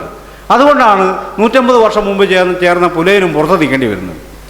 ഇത് caste is the reality of India. ഇന്ത്യയെ സംബന്ധിച്ച് ജാതി തന്നെയാണ് യാഥാർത്ഥ്യം. മതം എന്നത് വെർച്വലായൊരു കാര്യമാണ്, അത് സങ്കല്പിതമായൊരു കാര്യമാണ്, നമ്മൾ സങ്കല്പിച്ചെടുക്കുന്നൊരു കാര്യമാണ്. നമ്മുടെ ക്രിസ്ത്യാനിറ്റി നമ്മൾ നോക്കുക, എല്ലാവരും തുല്യരാണ്, ക്രിസ്തുവിൻ്റെ മുന്നിൽ ദൈവത്തിന് മുന്നിൽ എല്ലാവരും തുല്യരാണെന്ന് പറഞ്ഞ് ഇത്രയും ഉദാരതയുള്ള മറ്റൊരു മതഗ്രന്ഥവും ബൈബിൾ പോലെ നമുക്ക് കാണാമല്ലോ. എന്നിട്ടും എന്തുകൊണ്ടാണ് സെൻറ് തോമസ് വന്ന കാലം മുതലേ ഇവിടെയുള്ള ക്രിസ്ത്യാനികൾ സഹ്യപർവ്വതം കടക്കാത്തത് എന്ന് നമ്മൾ അന്വേഷിക്കേണ്ടത്? കടക്കാൻ പറ്റത്തില്ല, അവർക്ക് താല്പര്യമില്ല, അത്രയേ ഉള്ളൂ. വേറൊരു ജാതി ഇങ്ങോട്ട് വരുന്നവർക്ക് താല്പര്യമില്ല. സുറിയാനി ക്രിസ്ത്യാനികളും ഭരിക്കും, അത്രയേ ഉള്ളൂ. ഇതാണ് ഇതിൻ്റെ ഇന്നഡൻ മെക്കാനിസമാണ്. ഇത് നമ്മൾ ഏതെങ്കിലും ജാതിയെ കുറ്റം പറയും, ഇതാണ് യാഥാർത്ഥ്യം നമ്മൾ അംഗീകരിക്കേണ്ടത്. അല്ലെ നമ്മൾ ക്രിസ്തു ഏതാ, ക്രിസ്തുമതം ഏതാ, ക്രിസ്ത്യാനി ഏതാ, നമ്മൾ കൺഫ്യൂസ്ഡ് ആവും. ഒരു കൺഫ്യൂഷൻ്റെ കാര്യമില്ല. ക്രിസ്ത്യാനികൾ, കേരളത്തിലെ സുറിയാനി ക്രിസ്ത്യാനികൾ, അവർ കൃത്യമായൊരു ഐഡൻറ്റിറ്റി ഉണ്ട്. ആ ഐഡൻറ്റിറ്റിയുടെ ഒരു പ്രത്യേകത, അവരാരും അകത്തേക്ക് കയറ്റത്തില്ല, അവരാരോട് പുറത്തേക്ക് വരുത്തില്ല. ബ്രാഹ്മണൻ്റെ പരിപാടി അതാണ്. ഇപ്പോൾ ആർജിത ബ്രാഹ്മണ സഭയൊക്കെ ഉണ്ട്. ആർജിത ബ്രാഹ്മണ സഭയുടെ പ്രശ്നം, അവൻ ആർജിക്കുക, ബ്രാഹ്മണനാകാൻ ആർജിച്ചൊക്കെ ചെയ്യും. പക്ഷെ അവൻ കയറ്റത്തില്ല, വീട്ടിൽ കയറ്റുക, അതെനിക്ക് നല്ല ഉറപ്പാണ്. പെണ്ണും കെട്ടിച്ചു കൊടുക്കത്തില്ല. പെരുവെന്തിനാ ബ്രാഹ്മണ എന്ന് പറഞ്ഞാൽ നടക്കണം? പൂജ ചെയ്യാനോ? അവൻ പുലയ പൂജാരി ആയാൽ പോരാ, ബ്രാഹ്മണ പൂജാരി ആകേണ്ടതിന് അതിനാ പുലയ പൂജാരിയാണ്. ഞാനതേ പൂജയാക്കി ചെയ്യുന്നത്. ആർജിത ബ്രാഹ്മണ സഭയുണ്ട്. ഈ ആർജിത ബ്രാഹ്മണ സഭയും ഈ വട്ടക്കറക്കി നടക്കാന്നേ ഉള്ളൂ. പൊയ്കലപ്പച്ചൻ പറഞ്ഞ പോലെ ഹിന്ദു മതത്തിൻ പുറവഴിയെ നമ്മൾ അനാഥരെന്ന പോലെ സഞ്ചരിച്ചു എന്ന് പറഞ്ഞ പോലെ ബ്രാഹ്മണ ഗൃഹത്തിൻ്റെ പുറവഴിയെ അനാഥരായിട്ട് സഞ്ചരിക്കാനേ ഈ പറഞ്ഞ ആർജിത ബ്രാഹ്മണന് പറ്റത്തുള്ളൂ. അവൻ കേട്ടതിലകത്ത്, അവനോട് പുറത്തേക്ക് വിടത്തില്ല. അംബേദ്കർ പറയുന്നുണ്ട്, ഒരു ജാതി വാതിലടയ്ക്കുന്നതോടെ മറ്റേ ജാതിയും സ്വാഭാവികമായി വാതിലടയ്ക്കുന്നതാണ്. ഒരു ജാതിയോ ഒരാൾ വാതിലടച്ചാൽ രണ്ടുപേരും വാതിലടക്കേണ്ട കാര്യമില്ലല്ലോ. ഒരാൾ വാതിലടച്ചാൽ മറ്റവൻ പുറത്ത്, ഇവനകത്ത്, അല്ല ഇവൻ പുറത്ത്, മറ്റവനകത്ത്. ഇത് ജാതിയുടെ ഒരു യാന്ത്രികത, ഒരു മെക്കാനിസമാണ്.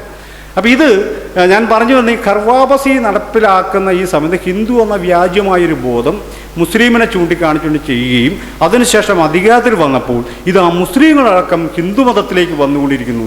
ഹിന്ദുമതം അങ്ങനെ ലോകത്തിലെ വലിയ വിശാലമായൊരു സ്ഥലമായി മാറിയിരിക്കുന്നു. ഇത് പ്രധാനപ്പെട്ട ഗൃഹമായി മാറിയിരിക്കുന്നു. ഈ ഗൃഹത്തിലേക്ക് മടങ്ങി വരുവിൻ എന്നാണ് VHP പറഞ്ഞത്. ഒരു കാര്യം കൂടി പറഞ്ഞു തന്നെ, ഡോക്ടർ അംബേദ്കർ അദ്ദേഹത്തിൻ്റെ ആലോചനകൾക്കിടയിൽ ഹിന്ദുമതത്തെ ഒരു വീടിനോട് ഉപമിക്കുന്നുണ്ട്. ഹിന്ദു സമൂഹത്തെ ഒരു ഗൃഹത്തോടെ, വീടിനോട്, ഖർ വാപസി എന്ന് പറഞ്ഞു, ഒരു ഖർ എന്നോട് ഉപമിക്കുന്നുണ്ട്. ബഹുനില കെട്ടിടമായിട്ടാണ്. ഈ ബഹുനില കെട്ടിടത്തിൻ്റെ പ്രത്യേകത ഒരു നിലയിൽ നിന്നും മറ്റൊരു നിലയിലേക്ക് വാതായനങ്ങളില്ല എന്നതാണ്. ഒരു നിലയിൽ നിന്നും മറ്റൊരു നിലയിലേക്ക് കടക്കാൻ വാതായനങ്ങളില്ല എന്നാണ്. അതങ്ങനെ പൂട്ടിക്കിടക്കുന്നൊരു ഗൃഹമായിട്ടാണ്. ഇതാണ് തുറന്നു കൊടുത്തു എന്ന് VHP പറയുന്നൊരു കാര്യം. ഈ ഗൃഹമാണ് തുറന്നു കൊടുത്തു എന്ന് പറഞ്ഞത്. അംബേദ്കർ പറഞ്ഞത് വളരെ വ്യക്തമാണ്. ഒരു ജാതിയിൽ നിന്ന് മറ്റൊരു ജാതിയിലേക്ക് പ്രവേശനമില്ലാത്ത ഒരു വ്യവസ്ഥയാണ് ഹിന്ദു.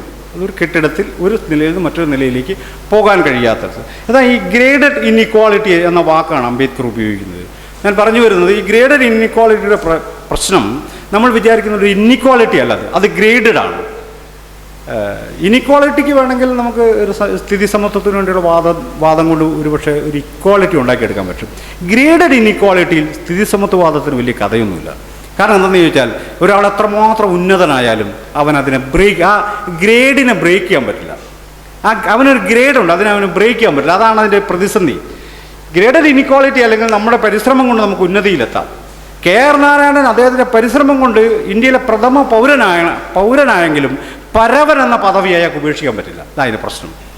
അയാൾ പ്രഥമ പൗരനായിരിക്കും, പക്ഷേ അയാൾ പരവനാണെന്ന് കോട്ടയക്കാരെപ്പോഴും പറഞ്ഞുകൊണ്ടിരിക്കും. അതായത് കാര്യം. കെ.ജി. ബാലകൃഷ്ണന് ഈ പറയുന്ന സുപ്രീം കോടതി ചീഫ് ജസ്റ്റിസാണ്, വ്യക്തി എന്ന നിലയിൽ അദ്ദേഹം പരിശ്രമിച്ചെത്തിയത്. പക്ഷേ പുലയൻ എന്ന പദവി അയാൾക്ക് ഉപേക്ഷിക്കാൻ പറ്റില്ല. അയാൾ ഉപേക്ഷിച്ചാലും മറ്റുള്ളവർ സമ്മതിക്കില്ല. അതാ കാര്യം. പുള്ളി ഉപേക്ഷിച്ച് കാണും, പക്ഷെ മറ്റുള്ളവർ സമ്മതിക്കില്ല. അയാൾ പുലയനാന്നുള്ള കാര്യം കടുത്തത്തിക്കാർക്ക് നല്ല ഉറപ്പാണ്. ഇങ്ങനെ മറ്റുള്ള ഒരാൾ നിരന്തരമായി ഈ ഗ്രേഡ് ഇങ്ങനെ നിലനിൽക്കുന്നുണ്ടാണ്. ഈ ഗ്രേഡിന് ഇൻഇക്വാളിറ്റിക്കുള്ള പ്രശ്നം, ആ ഗ്രേഡ് ഒരിക്കലും നമുക്ക് ഒഴിവാക്കാൻ പറ്റില്ല. വ്യക്തി എന്ന നിലയിൽ ചലനക്ഷമത കുറയും. ഇന്നത്തെ ഈ സമൂഹം കുറച്ചൊരു ചലനക്ഷമത കിട്ടി. നേരത്തെ തീരെ ചലനക്ഷമത ഇല്ലാത്തൊരു കെട്ടിടത്തോട് അദ്ദേഹം ഉപമിക്കുന്നുണ്ട്. ഈ കെട്ടിടം തുറന്നിടുമ്പോൾ യഥാർത്ഥം നമ്മൾ ഉന്നയിക്കേണ്ട പ്രധാനപ്പെട്ട ഒരു ചോദ്യം, ആ കെട്ടിടത്തിൽ നിങ്ങൾ വാതായനങ്ങൾ നിർമ്മിച്ചിരുന്നോ എന്നാണ്. VHPയോട് നമ്മൾ ചോദിക്കേണ്ട ഒരു ചോദ്യം, വായു സഞ്ചാരം കിട്ടുന്ന വിധം, ഒരു നിലയിൽ നിന്ന് മറ്റൊരു നിലയിലേക്ക് മനുഷ്യർക്ക് സഞ്ചരിക്കാവുന്ന വിധം എന്തെങ്കിലും ക്രമീകരണം ഈ ഗൃഹത്തിന് നിങ്ങൾ നടത്തിയിരുന്നോ എന്നൊരു ചോദ്യമാണ് ഇന്ത്യ ഉന്നയിക്കേണ്ടതെന്ന് ഞാൻ പറഞ്ഞത്. അങ്ങനെ ഉന്നയിക്കുമ്പോൾ മാത്രമേ ഒരു മാനുഷികമായൊരു കാര്യത്തിലേക്ക് നമുക്ക് കടക്കാൻ പറ്റുള്ളൂ. അത് നിർമ്മിക്കുക എന്ന് പറഞ്ഞാൽ ഹിന്ദുമതം ഏതെങ്കിലും തരത്തിലുള്ള പരിഷ്കരണത്തിന് വിധേയമായതിനു ശേഷമാണോ നിങ്ങൾ ഞങ്ങളെ അങ്ങോട്ട് ക്ഷണിക്കുന്നതെന്നാണ് ചോദിക്കേണ്ടത്. അങ്ങനെ ഒരു പരിഷ്കരണത്തിന് വിധേയമാക്കാതെ വീണ്ടും ഞങ്ങളുടേതല്ലാത്ത ഭവനത്തിലേക്ക് ഞങ്ങളെ ക്ഷണിക്കുകയും വീണ്ടും ഒരു തൊഴുത്തിൽ കെട്ടാനുള്ള, നിങ്ങളുടെ അറകളിൽ കെട്ടാനുള്ള, നിങ്ങളുടെ തൊഴുത്തുകളിൽ കെട്ടാനുള്ള മൃഗങ്ങളെപ്പോലെ മനുഷ്യരെ പരിപാലിക്കുകയും ചെയ്യുന്ന ഒരു കാര്യമാണ്. രണ്ടാമതൊരു കാര്യം, ഈ നൂറ്റാണ്ടുകളോട് അടഞ്ഞു കിടന്ന ഈ മുറി തുറക്കരുത് എന്നുള്ളതാണ് ഞാൻ VHPയോട് ആവശ്യപ്പെടേണ്ട കാര്യം. നൂറ്റാണ്ടുകളോളം അടഞ്ഞു കിടന്ന ആ മുറി തുറക്കരുത്. പക്ഷെ അതിൻ്റെ മാരകമായ ദുർഗന്ധം താങ്ങാൻ ഇന്ത്യക്ക് കഴിയില്ലായിരിക്കുന്ന ഞാൻ വിചാരിക്കുന്നു. ഇത്ര ഭീകരമാണ് ഹിന്ദുത്വത്തിൻ്റെ ആന്തരികമായ അവസ്ഥയെന്ന്. അതുകൊണ്ട് ഞാൻ പറയുന്നത് ഈ ഘർവാപസി എന്ന് പറയുന്ന ഈ ഒരു പ്രോസസ്സ്, നടന്നു വന്ന ഈ പ്രോസസ്സ് യഥാർത്ഥത്തിൽ ലക്ഷ്യം വെക്കുന്നത് എല്ലാവരും ഹിന്ദുമതത്തിലേക്ക് ഒഴുകുന്നു എന്ന പ്രതീതി സൃഷ്ടിക്കുകയും അതോടൊപ്പം തന്നെ ഈ ഹിന്ദുമതത്തിന് ഒരിക്കലും ഒരു മിഷണറി മതമാകാൻ കഴിയാത്തത് കൊണ്ട് ഈ മതം മാറ്റം എന്നതിനെ ഒരു ദേശീയമായൊരു ചർച്ചയിലേക്ക് കൊണ്ടുവരികയും മതം മാറ്റ നിരോധനം ഒരു നിയമമായി ഇന്ത്യയിൽ കൊണ്ടുവരിക എന്ന കുശാഗ്രബുദ്ധിയും യഥാർത്ഥത്തിൽ ഇതിൻ്റെ പിന്നിലുണ്ട് നമ്മൾ കാണണം. ഇത് ഇന്നലെ തുടങ്ങിയത് ഹിന്ദുക്കൾ എന്ന് പറയുന്ന എല്ലാ കക്ഷികളും 1954 തന്നെ ഇന്ത്യൻ പാർലമെൻറ്റിൽ കോൺഗ്രസ്സുകാരനായൊരു മെമ്പർ ഹിന്ദു മതം മാറ്റ നിരോധനത്തിന് വേണ്ടി ഒരു സ്വകാര്യ ബില്ല് കൊണ്ടുവരുന്നു. കാരണം അത് അയാൾ പറയുന്നൊരു കാര്യം എന്താണെന്ന് വെച്ചാൽ മതം മാറ്റാൻ ആഗ്രഹിക്കുന്ന സംഘടനകൾ ജില്ലാ ജഡ്ജിയുടെ സർട്ടിഫിക്കറ്റ് വേണമെന്നാണ്. മതം മാറാൻ ആഗ്രഹിക്കുന്ന വ്യക്തി മാറുന്നതിന് മുമ്പ് ജില്ലാ ജഡ്ജിയുടെ അനുവാദം മേടിക്കണമെന്നാണ്. 54 വന്നൊരു ബില്ലാണ്, ഓർക്കണം. അപ്പോൾ ഈ മതം മാറ്റം നിരോധനം എന്നത് ഹിന്ദുവിൻ്റെ നിലനിൽപ്പിന് അത്യന്താപേക്ഷിതമാണെന്ന് മനസ്സിലാക്കിയത് ഇന്നും ഇന്നലെ എന്നല്ല, ദീർഘകാലമായിട്ടുള്ളതാണ്. പക്ഷേ മത സ്വാതന്ത്ര്യം എന്നത്, മതനിരപേക്ഷത എന്നത് ഇന്ത്യൻ ഭരണഘടനയുടെ മൗലികമായ തത്വങ്ങളിലൊന്നാണ് എന്നത് അതിൻ്റെ ഈ പറഞ്ഞ മാറ്റ നിരോധന നിയമത്തെ എപ്പോഴും വെല്ലുവിളിക്കുന്നൊരു സാഹചര്യം ഉണ്ടാക്കിയിട്ടുണ്ട്. അതുകൊണ്ട് ഈ മതം മാറ്റത്തെ ഇല്ലാതാക്കുന്നതിലൂടെ ഈ പാവപ്പെട്ട മനുഷ്യന്മാർ, ജീവിക്കാൻ നിവൃത്തിയില്ലാത്ത മനുഷ്യർ ഹിന്ദുമതത്തിലേക്ക് ക്രിസ്തുമതത്തിലേക്കോ ഇസ്ലാം മതത്തിലേക്കോ ഒക്കെ ചേക്കേറുന്നതിനെ പൂർണ്ണമായി തടയിടുക, ഇവരെ എല്ലാ കാലത്തും ഈ ബാക്കി വരുന്ന ഹിന്ദുക്കളാക്കി നിലനിർത്തുക എന്നുള്ള ഒരു തന്ത്രവും, രാഷ്ട്രീയമായൊരു തന്ത്രവും ഇതിൻ്റെ പിന്നിലുണ്ട് എന്ന് ഞാൻ മനസ്സിലാക്കി. തീർച്ചയായും ഇത് ഇന്ന് ദേശീയ രാഷ്ട്രീയത്തിൽ ഉദിച്ചുയർന്നിരിക്കുന്ന ഹിന്ദുത്വ രാഷ്ട്രീയത്തിൻ്റെ ഒരു പുതിയ പൊളിറ്റിക്കൽ അജണ്ടയായിട്ടാണ് നമ്മൾ ഈ ഘർവാപസിയെ മനസ്സിലാക്കേണ്ടത്. അതിൻ്റെ ചരിത്ര സാഹചര്യങ്ങളെ മനസ്സിലാക്കിക്കൊണ്ട് അതിനെ മറികടക്കുന്ന ഈ ഹിന്ദു എന്ന് പറയുന്ന വ്യാജ്യമായ രാഷ്ട്രീയ സ്വത്വത്തെ മറികടക്കാൻ കഴിയുന്ന വിധമുള്ള ഇന്ത്യയിലെ വ്യത്യസ്തമായ സോഷ്യൽ ഏജൻസീസ്, ദളിതരാവട്ടെ, ആദിവാസികളാവട്ടെ, സ്ത്രീകളാവട്ടെ, ന്യൂനപക്ഷങ്ങളാവട്ടെ, പിന്നോക്കക്കാരാവട്ടെ, അവരുടെ രാഷ്ട്രീയമായ ഒരു ഉയർത്തെഴുന്നേൽപ്പിനും സ്വതന്ത്രമായ രാഷ്ട്രീയ കർത്തൃത്വത്തിനും മാത്രമേ ഹിന്ദു എന്ന വ്യാജ പദവിയെ ഇന്ത്യയിൽ ഇല്ലാതാക്കാൻ കഴിയുമെന്നാണ് ഞാൻ ദൃഢമായി വിശ്വസിക്കുന്നത്. അങ്ങനെ വ്യത്യസ്തതകളുടെ ഒരു ആഘോഷമായി ഇന്ത്യൻ ജനാധിപത്യത്തെ പരിവർത്തിപ്പിക്കുന്നതിലൂടെ മാത്രമേ യഥാർത്ഥത്തിൽ ഏകമാന ഹിന്ദു എന്ന ഒരു ധാർഷ്ട്യത്തെ, ഏകമാന ഹിന്ദു എന്ന ഒരു ഫാസിസ്റ്റ് മുദ്രാവാക്യത്തെ വിജയകരമായി നമുക്ക് മറികടന്ന് പോകാൻ കഴിയൂ എന്ന് പറഞ്ഞുകൊണ്ട് ഞാൻ വാക്കുകൾ നിർത്തുന്നു. നന്ദി, നമസ്കാരം. ഗൗരവമായ ഒരു ഡിസ്കഷൻ നടന്നതിൽ സന്തോഷവാനാണ് ഞാൻ. അതൊരു മറുപടി എന്ന നിലക്കൊന്നുമല്ല പറയുന്നത്. നിങ്ങളീ പറയുന്ന കാര്യങ്ങളിൽ എനിക്കുള്ള ചില അഭിപ്രായങ്ങൾ നമുക്കതിൻ്റെ ഒരുപക്ഷെ അത് നിങ്ങൾക്ക് സ്വീകാര്യമല്ലാതെ വരാം. അങ്ങനെയാണെങ്കിൽ നമുക്ക് ചർച്ച തുടരാവുന്നതേ ഉള്ളൂ. എൻ്റെ വാക്ക് അന്തിമമാണെന്ന് ഞാൻ വിചാരിക്കുന്നില്ല. അതിൽ 2-3 കാര്യങ്ങളാണ് പ്രധാനമായി ഇവിടെ ഉന്നയിക്കപ്പെട്ടത്. അതിലൊന്ന് ഈ പറയുന്ന ദളിത് സ്വത്തും കാസ്റ്റ് അത്തരം കാര്യങ്ങളെ നമ്മളും അസർട്ട് ചെയ്താൽ യഥാർത്ഥത്തിൽ ഹിന്ദുത്വവാദികൾ പറയുന്നത് അംഗീകരിച്ചു കൊടുക്കുകയല്ലേ നമ്മൾ ചെയ്യുന്നത്. അത് നമ്മൾ മറ്റൊരു ടെർമിനോളജിയിലേക്കും വേറെ ചില കാര്യങ്ങളിലേക്കും സംവരണം അടക്കം നമ്മൾ അംഗീകരിച്ചാൽ നമ്മൾ യഥാർത്ഥത്തിൽ പിന്നോക്കക്കാരാണ്, ദളിതരാണെന്ന് സമ്മതിച്ചു കൊടുക്കലാണ്. അത് തന്നെയാണ് മറ്റവരും ആഗ്രഹിക്കുന്നത്. അതാണ് ഒരു കാര്യമായി ഉന്നയിച്ചത്. പിന്നെ മറ്റൊന്ന് മതപരിവർത്തനം, സംവരണം സാമ്പത്തിക മാനദണ്ഡത്തിലാക്കണമോ, പിന്നെ മതപരിവർത്തനമില്ലാതെ തന്നെ പുനർമതപരിവർത്തനമില്ലാതെ തന്നെ സംവരണം കൊടുക്കാൻ സാധ്യതയുണ്ടോ.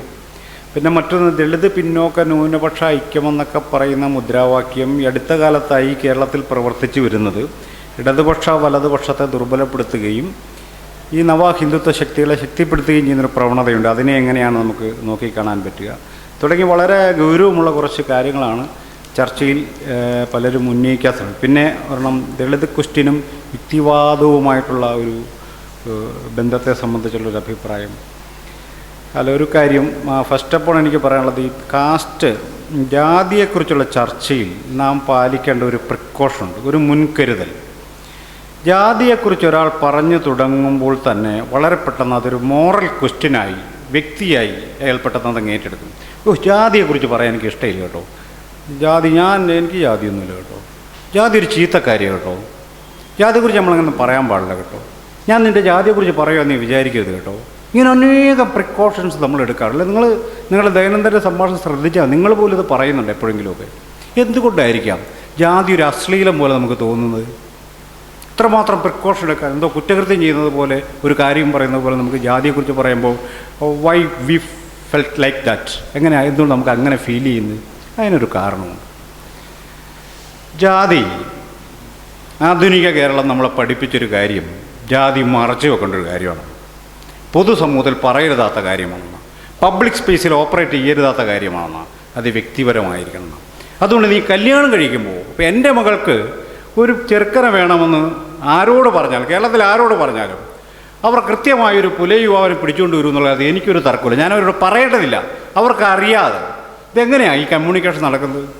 ഞാൻ പറഞ്ഞില്ല അവർക്ക് ബ്രാഹ്മണ യുവാവിനെ കൊണ്ടുവരാം, പക്ഷെ കൊണ്ടുവരില്ല ഒരു കാലത്ത്, പുലയുവാവിനെ തന്നെ കൊണ്ടുവരും. എന്നെ കാണുമ്പോൾ, എൻ്റെ മക്കളൊക്കെ വലുതായവരാണ്, അപ്പോൾ എന്നെ കാണുമ്പോൾ ആൾക്കാർ പറയും, നിങ്ങളുടെ സമുദായത്തിൽപ്പെട്ട ഒരാൾ ഞങ്ങളുടെ അടുത്ത് ജോലി ചെയ്യുന്നുണ്ട്, അവനെ ഒന്ന് ആലോചിച്ചിട്ടെ. ഞാനവനോട് ആവശ്യപ്പെട്ടില്ല എൻ്റെ സമുദായത്തിൽ തന്നെ കെട്ടിത്തരണമെന്ന്, പക്ഷെ അവൻ അതേ ചെയ്യുള്ളൂ. അതൊരു കമ്മ്യൂണിക്കേഷനാണ് കാസ്റ്റിൻ്റെ. അപ്പം ഞാൻ പറയുന്നൊരു കാര്യം, കാസ്റ്റിനെ ഒരു മോറൽ ക്വസ്റ്റ്യനായിട്ടല്ല നമ്മൾ എടുക്കേണ്ടത്. എന്തുകൊണ്ടെന്നാൽ നമുക്ക് മാറ്റിവെക്കാവുന്നൊരു കാര്യമല്ല ജാതി, നമുക്ക് ഏറ്റെടുക്കാവുന്ന കാര്യവുമല്ല ജാതി. ഞാൻ നേരത്തെ സൂചിപ്പിച്ചു. അതുകൊണ്ട് caste is not a moral question. അത് ഏറ്റവും അവസാനമാണ്.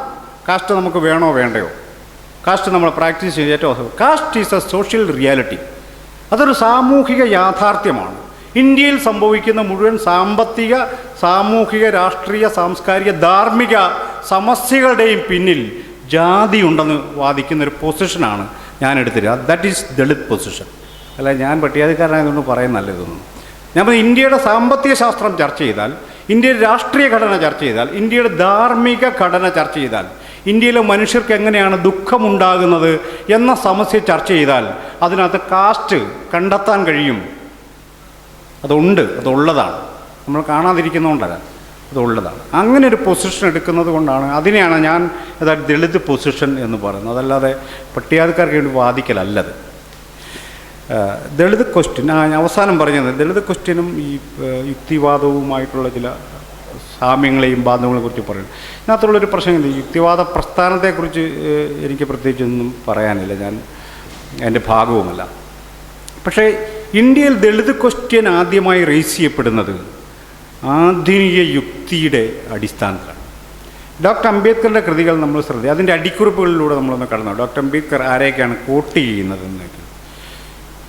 ലോകത്തിലെ റിനൈസൻസ് പീരീഡിൽ യുക്തിയെ, റീസണെ മുഖ്യമായി എടുത്തുകൊണ്ട് ലോകത്തെ റീസണബിളായി നോക്കിക്കാണാൻ കഴിയുമെന്ന് പഠിപ്പിച്ച ഒരു റിനൈസൻസിൻ്റെ ഒരു പാരമ്പര്യത്തിലാണ് അംബേദ്കർ നിൽക്കുന്നത്. അംബേദ്കറുടെ വാദമുഖങ്ങൾ, ഗാന്ധിയുടെ വാദമുഖങ്ങൾ ശ്രദ്ധിച്ചിട്ടോ, ഗാന്ധി എപ്പോഴും എൻ്റെ ഉള്ളിൽ നിന്ന് വരുന്ന ഒരു ശബ്ദത്തിന് വേണ്ടി കാത്തിരുന്ന ഒരാളാണ്. അദ്ദേഹം പറയുന്നത് അങ്ങനെ, അദ്ദേഹത്തിന് ഉള്ളിൽ നിന്ന് അൺക്വസ്റ്റ്യനബിളായ, ഒരിക്കലും ഇററാവാത്ത, ഒരിക്കലും തെറ്റുവരാത്ത അഭൗമമായൊരു ശബ്ദം ഉള്ളിൽ നിന്ന് വരുമെന്നും അത് കേൾക്കാൻ വേണ്ടി അയാൾ ധ്യാനത്തിലിരിക്കാറുണ്ടെന്നും അങ്ങനെ ആ ശബ്ദത്തിലൂടെയാണ് ഞാൻ നയിക്കപ്പെടുന്നതെന്നാണ്. ഇൻഡ്യൂഷൻ നോളജിൻ്റെ ഒരു വലിയൊരു സംഗതിയാണ് ഗാന്ധി പറഞ്ഞുകൊണ്ടിരുന്നതെങ്കിൽ അംബേദ്കർ റീസൺ ഉപയോഗിച്ചാണ് ലോകത്തെ നേരിട്ടത്. അതുകൊണ്ട് ഇന്ത്യൻ ദേശീയ വ്യവഹാരത്തിനകത്ത് വളരെ വ്യത്യസ്തമായൊരു കൈവഴിയാണ് അംബേദ്കർ ഉണ്ടാക്കിയത്.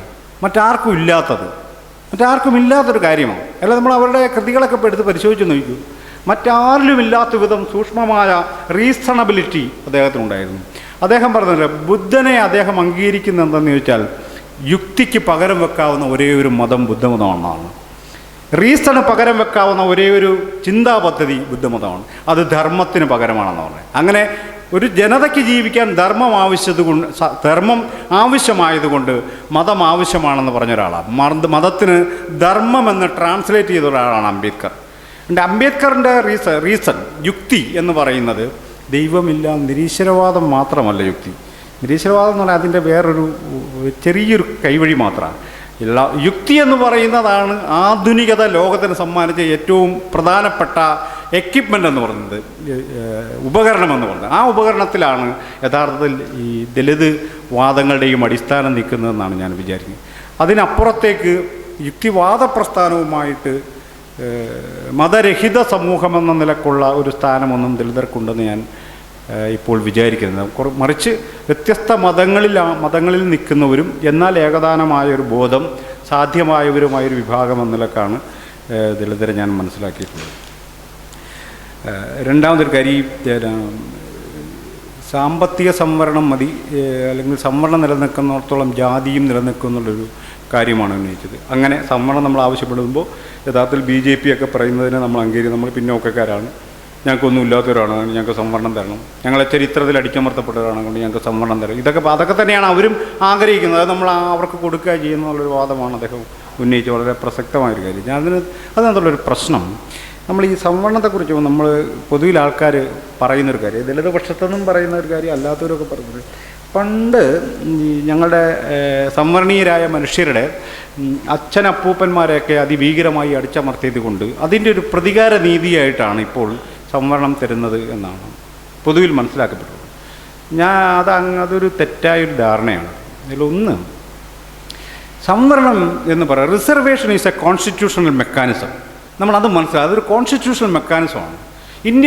ഇന്ത്യ ഒരു രാഷ്ട്രമെന്ന നിലയിൽ അതിൻ്റെ ഭരണഘടന കണ്ടെടുത്ത ഒരു കോൺസ്റ്റിറ്റ്യൂഷണൽ മെക്കാനിസമാണ് സംവരണം എന്ന് പറഞ്ഞാൽ, ഇന്ത്യക്കകത്ത് നീതിയുടെ വിതരണം സ്വാഭാവികമല്ല എന്നുള്ളതാണ്.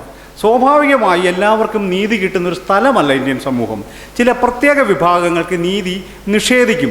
നീതി നിഷേധിക്കുന്നത് എൻ്റെ ധാർമ്മികതയാണെന്ന് വിചാരിക്കുന്നൊരു സമൂഹം, അത് പട്ടികജാതിക്കാരോട് അയിത്തം പാലിക്കേണ്ടത്, അവരെ മാറ്റി നിർത്തേണ്ടത്, അവരെൻ്റെ വീട്ടിൽ കയറ്റാതിരുത്തേണ്ടത് എൻ്റെ ധർമ്മമാണെന്ന് വിചാരിക്കുന്ന ഒരു ലോകമാണ് ഇന്ത്യയെന്നും അതുകൊണ്ട് ആ ജനങ്ങൾക്ക് സ്വാഭാവിക നീതി ലഭ്യമാവില്ലെന്നും അതുകൊണ്ട് നീതി ഭരണഘടനാപരമായി ഉറപ്പ് ചെയ്യേണ്ടതുണ്ട് എന്നുള്ള ഒരു ബോധ്യമാണ് സംവരണമെന്ന കോൺസ്റ്റിറ്റ്യൂഷണൽ മെക്കാനിസത്തെ നിലവിൽ കൊണ്ടുവന്നത്. ഇതല്ലാതെ പട്ടികക്കാർക്ക് ജോലി കൊടുക്കുന്നതിൻ്റെയും അവർക്ക് നിയമസഭയിൽ റെപ്രസെൻറ്റേഷൻ കൊടുക്കുന്നതിൻ്റെ കേവലമായ ഒരു ഉറപ്പിനപ്പുറം ഇത് ആധുനിക സമൂഹത്തിലെ വിവേചനങ്ങളെ എങ്ങനെ ഒരു ജനാധിപത്യ രാഷ്ട്രത്തിന് മറികടക്കാൻ പറ്റും എന്ന ചോദ്യത്തിൻ്റെ ഉത്തരമാണ് റിസർവേഷൻ. ഇത് പട്ടികജാതിക്കാരുടെ പ്രശ്നമേ അല്ല, ആധുനിക രാഷ്ട്രതന്ത്രത്തിലെ വളരെ പ്രധാനപ്പെട്ട ഒരു കോൺട്രിബ്യൂഷനാണ് സംവരണം വന്നത്. ഒരു ജനവിഭാഗം, ഇപ്പം ഉദാഹരണം ഞാൻ പറയാം, ശ്രീലങ്കയിലെ തമിഴർ അടിച്ചമർത്തപ്പെടുന്നു. തമിഴർ യഥാർത്ഥത്തിൽ വാദിക്കേണ്ടിയിരുന്നത് ആ ശ്രീലങ്ക എന്ന് പറഞ്ഞ രാഷ്ട്രത്തിനകത്ത് അവരുടെ ഒരു പങ്കാളിത്തം എങ്ങനെ സാധ്യമാക്കാം, എങ്ങനെ സാധ്യമാക്കാൻ കഴിയുമെന്ന് സിംഹള ഭൂരിപക്ഷമുള്ള അവിടുത്തെ ഭരണാധികാരികളും കൂടി ആലോചിച്ചിരുന്നു എങ്കിൽ 10,000 ലക്ഷക്കണക്കിന് സിംഹളരെയും തമിഴരെയും കൂട്ടക്കൊല ചെയ്തുകൊണ്ടുള്ളൊരു ദാരുണമായ സ്ഥിതി ശ്രീലങ്കയിൽ നിന്ന് ഒഴിവാകുമെന്ന് വിചാരിക്കുന്ന ആളായി. ഇന്ത്യക്കകത്ത് സ്വാതന്ത്ര്യ സമര കാലഘട്ടത്തെ തുടർന്ന് ഇന്ത്യക്കകത്ത് ഒരു ആഭ്യന്തര യുദ്ധം, സിവിൽ വാർ നടക്കാതിരുന്നത് സംവരണവും ന്യൂനപക്ഷാവകാശവും ഉണ്ടായതുകൊണ്ടാണ് ഞാൻ വിചാരിക്കുന്നത്. അതിൽ ഉറപ്പായിട്ടും ഭീകരമായ ആഭ്യന്തര യുദ്ധം ഇന്ത്യ അഭിമുഖീകരിക്കേണ്ടി വരുമായിരുന്നു. അങ്ങനെ ഇന്ത്യക്കകത്ത് നിലനിൽക്കുന്ന വിവേചനത്തെ നിയമപരമായി എങ്ങനെ മറികടക്കാൻ കഴിയുമെന്നുള്ള ഗൗരവമായ രാഷ്ട്രീയ ആലോചനകളുടെ ഉൽപ്പന്നമാണ് ഒരു കോൺസ്റ്റിറ്റ്യൂഷണൽ മെക്കാനിസമായിട്ട് സംവരണമായിട്ട് നമ്മൾ മുന്നിൽ വന്നത്. ഇത് പണ്ട് അടിച്ചമർത്തപ്പെട്ടത് കൊണ്ടല്ല. അതാണ് നമ്മൾ രണ്ടാമത് മനസ്സിലാക്കേണ്ട കാര്യം. നൗ ഇറ്റ്സെൽഫ് കണ്ടംപററി ഇന്ത്യ, ഇപ്പോൾ ജാതി വിവേചനം നിലനിൽക്കുന്നുണ്ട് എന്നതുകൊണ്ടാണ് സംവരണം ഇപ്പോൾ പ്രസക്തമായിരിക്കുന്നത്. അജയൻ നേരത്തെ സൂചിപ്പിച്ച പോലെ സംവരണീയർക്കിടയിൽ എത്ര കോടീശ്വരന്മാരുണ്ട്. എന്താ ഇവന്മാരെല്ലാം മന്ദബുദ്ധികളാണോ ഇവർ കോടീശ്വരന്മാരാകാത്തത്? ഡൽഹിയിലെ 132 ദേശീയ ദിനപത്രങ്ങളുടെയും ചാനലുകളുടെയും കണക്കെടുത്തിട്ട് അവിടുത്തെ എഡിറ്റർമാരെ കണക്കെടുത്തിട്ട് ഒറ്റ പട്ടിക ഒരു ദളിതനോ ഒരു ആദിവാസിയോ ഇല്ല. ഇവരെല്ലാം ഇലിറ്ററേറ്റ് ആണ്. എന്തുകൊണ്ടാണ് ഇവരാരും ഒരു എഡിറ്ററായി മാറാത്തത്?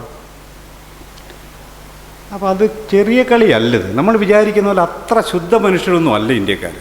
ഒരു പട്ടികാധികാരൻ എഡിറ്ററാക്കാൻ മാത്രമുള്ള മാനസിക വളർച്ച ഇന്ത്യയിലെ ബ്രാഹ്മണനും സവർണനും ഉണ്ടായിട്ടില്ല എന്ന് നമ്മൾ സമ്മതിക്കണം. അവൻ ഇനിയും മനുഷ്യനാകേണ്ടിയിരിക്കുന്നു എന്ന് നമ്മൾ പറയണം.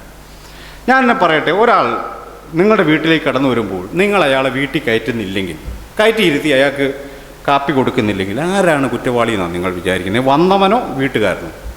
നമ്മൾ വിചാരിക്കുന്നത് വന്നവൻ, അവൻ കുളിക്കാതെ വന്നവനാണെന്നൊക്കെയാണ് വിചാരിക്കുന്നത്. അതുകൊണ്ടല്ല, വീട്ടിനകത്തിരിക്കുന്നവന് മനുഷ്യ വളർച്ച ഇല്ലാത്തത് കൊണ്ട്, അവൻ പൂർണ്ണ മനുഷ്യനാകാത്തത് കൊണ്ട്, മറ്റൊരു മനുഷ്യനെ തിരിച്ചറിയാൻ കഴിയാത്തത് കൊണ്ട് അവൻ വാതിലടയ്ക്കുന്നു നമ്മൾ അറിയേണ്ടത്. അതുകൊണ്ട് ഇന്ത്യയിൽ പരിഷ്കരണം സവർണനാണ് അടിയന്തരമായ ആവശ്യമുള്ള നയമാണ്. പട്ടികജാതിക്കാർക്കല്ല. അത് വെറുതെ നമ്മൾ വിചാരിക്കും. പട്ടികജാതിക്കാർ സാമാന്യം ഭേദപ്പെട്ട വളർച്ചയുള്ള മനുഷ്യ, ആദിവാസികളുമൊക്കെ. സവർണന യഥാർത്ഥത്തിൽ ഇതില്ല, ഭയങ്കര ഇടുങ്ങിയ, നമ്മൾ വിചാരിക്കുന്നത്, നമ്മളവരെ കുറ്റം പറയാൻ വേണ്ടി പറയുന്നല്ല, തികച്ചും ഇടുങ്ങിയ മനോന്നുണ്ട്. മറ്റൊരുത്തൻ്റെ ഭക്ഷണം കഴിച്ചാൽ ഛർദ്ദിക്കുന്നവനവൻ. നമ്മളൊന്നറിയണം. ഇപ്പോൾ ഒരു മേനി നടിപ്പിന് വേണ്ടി എൻ്റെയൊക്കെ ഭക്ഷണം കഴിച്ചാൽ അവൻ ഉറപ്പായിട്ടും ഛർദ്ദിക്കും പുറത്ത്. ഒന്ന് ഓർക്കണേ, അയാൾ വ്യക്തിയെ നമ്മൾ അയാൾ അനുഭവിക്കുന്ന തരം ഭീകരമായ മനോനില ആലോചിച്ച് നോക്കി. ഒരാളുടെ ഭക്ഷണം അബദ്ധത്തിൽ കഴിച്ചു പോയി അയാൾ ഛർദ്ദിക്കുന്നു പറഞ്ഞാൽ സ്ഥിതി ആലോചിക്കും.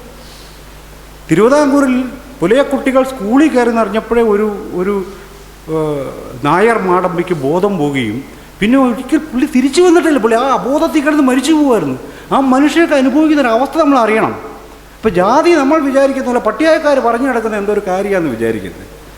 പട്ടികജാതിക്കാർ പറഞ്ഞു നടക്കുന്ന കാര്യമാണ്. ജാതി നമുക്കൊക്കെ ഇടയിൽ എല്ലാവരുടെ കയ്യിലുള്ള സാധനം, ഏറിയും കുറഞ്ഞുമൊക്കെ നമ്മൾ ജീവിതത്തിൽ പ്രാക്ടീസ് ചെയ്യുന്നൊരു കാര്യമാണ്. പക്ഷേ ജാതി എന്ന നിലയിലായിരിക്കില്ല നമ്മളത് പറയുക, ജാതി എന്ന നിലയിലായിരിക്കില്ല നമ്മളത് പ്രാക്ടീസ് ചെയ്യുന്നത്. അതിന് വേറെ ചില കോഡുകളൊക്കെ നമ്മൾ കണ്ടുപിടിക്കും. അപ്പോൾ ഇന്നത്തെ കാലഘട്ടത്തിൽ ജാതി നിലനിൽക്കുന്നത് കൊണ്ടാണ് സംവരണം ആവശ്യമായി വന്നിരിക്കുന്നത്. ഇവിടെ നിങ്ങൾ മറ്റേ മാട്രിമോണിയൽ ശ്രദ്ധിച്ചിട്ടുണ്ടോ? ജാതി മത പരിഗണനകളില്ല, SC ഒഴികെയെന്ന് ഓർക്കണം. എത്ര അവിടെ ഞാനൊക്കെ ജീവിച്ചിട്ട്, ഞാൻ പട്ടികജാതിക്കാരാണ് നിങ്ങൾ മനസ്സിലാക്കണം. എൻ്റെ കുട്ടികളെ വേണ്ടെന്ന് ഇവന്മാർ പറയും. ഇവന്മാരൊക്കെ ആരാന്നീ പറയുന്നത്? ഇവന്മാരാരാന്നീ പറയുന്നത്? എൻ്റെ ഇളയ മകൾ CA പഠിക്കുന്നത്. വിദ്യാഭ്യാസം പട്ടികജാതിക്കാരുടെ സംവരണം മേടിച്ചൊന്നും വന്നാൽ അല്ലാതെ തന്നെ പഠിച്ചൊരാളാണ്. ഞാൻ BAയ്ക്കും MAയ്ക്കും 2 റാങ്കുകൾ വാങ്ങി ജയിച്ച ഒരാളാണ്. ഒരു സംവരണത്തിലല്ല എനിക്ക് ജോലി കിട്ടിയത്. എൻ്റെ മക്കളെ വേണ്ടെന്ന് പറയുന്ന ഒരു സിവിൽ സമൂഹത്തെ ഞാനങ്ങനെ വിശ്വസിക്കുന്നു? എൻ്റെ സമൂഹത്തെ വേണ്ടെന്ന് പറയുന്ന ഒരു സിവിൽ സമൂഹത്തിൽ ഞാൻ എന്തിനു വിശ്വസിക്കണം? അവിടെ ജാതിയില്ലെന്ന് ഞാൻ എന്തിനു വിശ്വസിക്കണം? അതുകൊണ്ട് അജയൻ നേരത്തെ പറഞ്ഞാൽ പണ്ട് ഉള്ള കാര്യമല്ല, ഇപ്പോൾ ഉള്ള കാര്യം പറയണേ. ഇപ്പം ജാതി ഉള്ളത് കൊണ്ടാണ് ഈ പ്രൊട്ടക്ഷൻ വേണ്ടി വരുന്നത്. അപ്പോൾ അങ്ങനെയുള്ള സ്ഥലത്ത് എൻ്റെ മകളെ കല്യാണം കഴിക്കാൻ മാരേജിൻ്റെ മാർക്കറ്റിൽ സ്ഥാനമില്ലാത്ത എൻ്റെ മകൾക്ക് ജോബ് മാർക്കറ്റ് കിട്ടുമെന്ന് ഞാൻ വെറുതെ വിചാരിക്കേണ്ടതുണ്ടോ? ഇല്ല. ഇതതിൻ്റെ കാര്യം. അതുകൊണ്ടാണ് സംവരണം ഇപ്പോൾ ആവശ്യമുള്ളത്. അല്ല, എൻ്റെ മക്കൾക്ക് ജോലി കിട്ടിയാൽ ഞങ്ങൾക്ക് നല്ല ഉറപ്പാണ്. പിള്ളേർക്ക് വിദ്യാഭ്യാസമോ കഴിവോ ഉണ്ടായാൽ പോരാ, കിട്ടത്തില്ല. അത്രയോ. ഇത് കണ്ടംപററിയായ സാധനം. ജാതി ഇപ്പോഴും നിലനിൽക്കുന്നു. അതുകൊണ്ട് ഇപ്പോഴും സംവരണം നമുക്ക് തുടരേണ്ടി വരും. അത് ഒരു രാഷ്ട്രത്തിൻ്റെ ഗതികേടാണ്. പട്ടികജാതിക്കാരുടെ അമിതമായ ആഗ്രഹമോ അവർക്ക് സംവരണം കിട്ടി സുഖിച്ച് ജീവിക്കാനോ കേരളത്തിൻ്റെ ഒരു മിത്താണ് അത് കേട്ടോ. ഈ പട്ടികജാതിക്കാർ എല്ലാ ജോലിയും പട്ടികജാതിക്കാർ കൊണ്ടുപോകാമെന്നാണ് കേരളം വിശ്വസിക്കുന്നത്. നമ്മളൊന്ന് ഓർക്കും, പട്ടികജാതിക്കാർക്ക് 10% സംവരണമുള്ളൂ. ഈഴവർക്ക് 14% ഉണ്ടോ നോക്കണം. മുസ്ലിങ്ങൾക്ക് 11% ഉണ്ട്. എന്നാൽ പട്ടികജാതിക്കാർക്ക് കൂടുതൽ സംവരണമാണ് മുസ്ലിങ്ങൾക്ക് ഈഴവർക്കുള്ളത്. പക്ഷേ സംവരണത്തിന് പഴി മുഴുവൻ പട്ടികജാതിക്കാർ കേട്ടോണം. ഇതൊക്കെ നമ്മുടെ ഒരു അന്ധവിശ്വാസം. നേരത്തെ അദ്ദേഹം പറഞ്ഞ പോലെ ഒത്തിരി അന്ധവിശ്വാസങ്ങളാണ് നമ്മൾ ജീവിക്കുന്നത്. തെറ്റിദ്ധാരണ ഇതെല്ലാം. കേരളത്തിൽ SNDP 5-8 പതിറ്റാണ്ടായിട്ട് ആവശ്യപ്പെടുന്നൊരു കാര്യം, കേരളത്തിലെ ഉദ്യോഗസ്ഥന്മാരുടെ ജാതി തിരിച്ചുള്ള ലിസ്റ്റ് ഇങ്ങോട്ട് ഇറക്കണം കേട്ടോ. ഇതുവരെ സ്റ്റേറ്റ് ചെയ്തിട്ടില്ല. ആ ജനം തന്നെയാണ് പറഞ്ഞത് പട്ടികക്കാരെ അടിച്ചുകൊണ്ട് പോകും. എന്നാൽ പിന്നെ ഈ ലിസ്റ്റ് പുറത്തിറക്കി വിട്ടിട്ട് തെളിയിക്കട്ടെ, പട്ടികക്കാരത്തിൽ അടിച്ചുകൊണ്ട് പോകും. പക്ഷേ ലിസ്റ്റ് പുറത്തു വന്നാണല്ലോ ഈ പൊതുബോധമായിരിക്കും തകരുന്നത്. അന്നേരം മനസ്സിലാകും നായന്മാരാണ് കേരളത്തിൽ ഏറ്റവും കൂടുതൽ ജോലി കൈവശം. അന്നേരം തിരിച്ചറിയും കേരളം. വളരെ വ്യക്തമാണ് ഈ സമയത്ത്. നായന്മാരെ കുറ്റം പറയാൻ വേണ്ടി പറഞ്ഞത് അവരാണ് കേരളത്തിലെ ഏറ്റവും കൂടുതൽ ഉന്നത ജോലി കൈവശം വച്ചിരിക്കുന്നത്. കേരളത്തിലെ രാഷ്ട്രീയ കക്ഷികൾ ഇടതുപക്ഷവും ഭരണപക്ഷവും മത്സരിച്ച് ജയിച്ച് അവിടെ വന്നു കഴിഞ്ഞിട്ട് 140 MLA-മാരുടെ കണക്കെടുത്ത് അതിനകത്ത് ഏറ്റവും കൂടുതൽ നായന്മാരായിരുന്നു. അങ്ങനെ അതിൻ്റെ കണക്ക് കിടക്കുന്നത്. LDF ആയിരിക്കും കുറേ പേര് UDF ആയിരിക്കും. പക്ഷേ ഭൂരിപക്ഷം പേര് അവരായിരിക്കും. എന്തുകൊണ്ടാണ് ഇങ്ങനെ ഒരു ഭൂരിപക്ഷം നിർമ്മിക്കപ്പെടുന്നത് എന്നുള്ളതാണ് നമ്മൾ ആലോചിക്കുന്നത്. ഇവിടെയാണ് കാസ്റ്റ് നിലനിൽക്കുന്നുണ്ടെന്ന് ഞങ്ങൾ പറയുന്നത്. അത് നമ്മുടെ കേവലമായ അവകാശവാദമല്ല.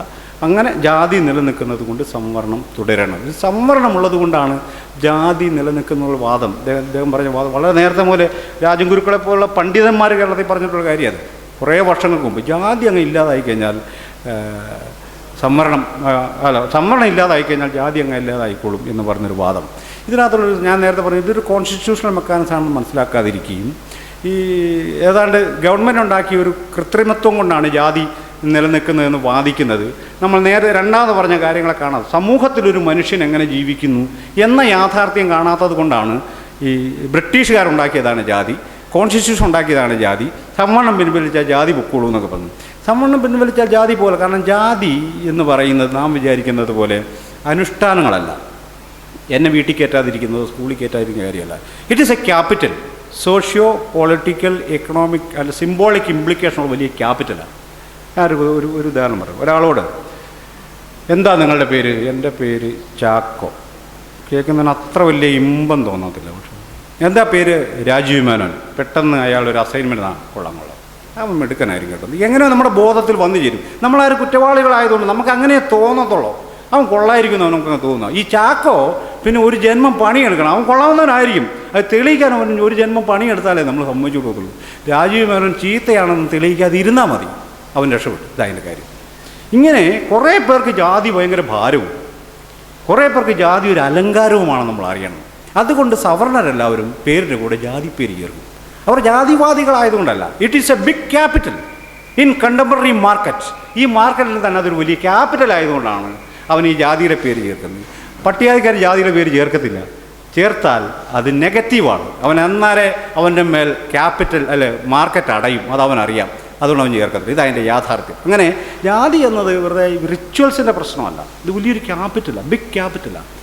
അപ്പോൾ ഈ ഒരു ക്യാപിറ്റൽ നമ്മളൊരു മനുഷ്യന് ട്രാൻസാക്ഷൻസ് നടക്കുന്ന അങ്ങനെ ആ ട്രാൻസാക്ഷൻസ് അനേക ക്യാപിറ്റലുകളാണ് ട്രാൻസാക്ട് ചെയ്യുന്നത്. പൈസ മാത്രമല്ലല്ലോ.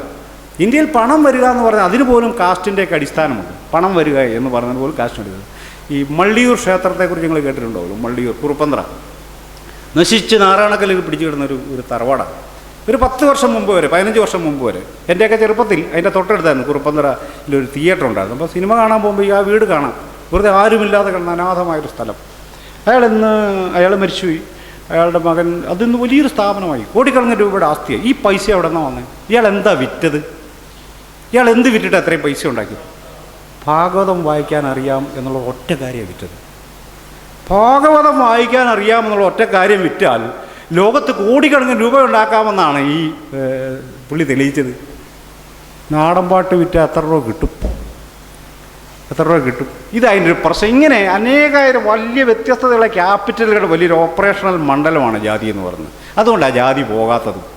പിന്നെ ഈ ജാതി സംഘടനകൾ, ഈ NSS SNDP എന്നൊക്കെ പറഞ്ഞാൽ ജാതിയല്ല കേട്ടോ. അത് നമ്മൾ തെറ്റിദ്ധരി ജാതിയല്ല.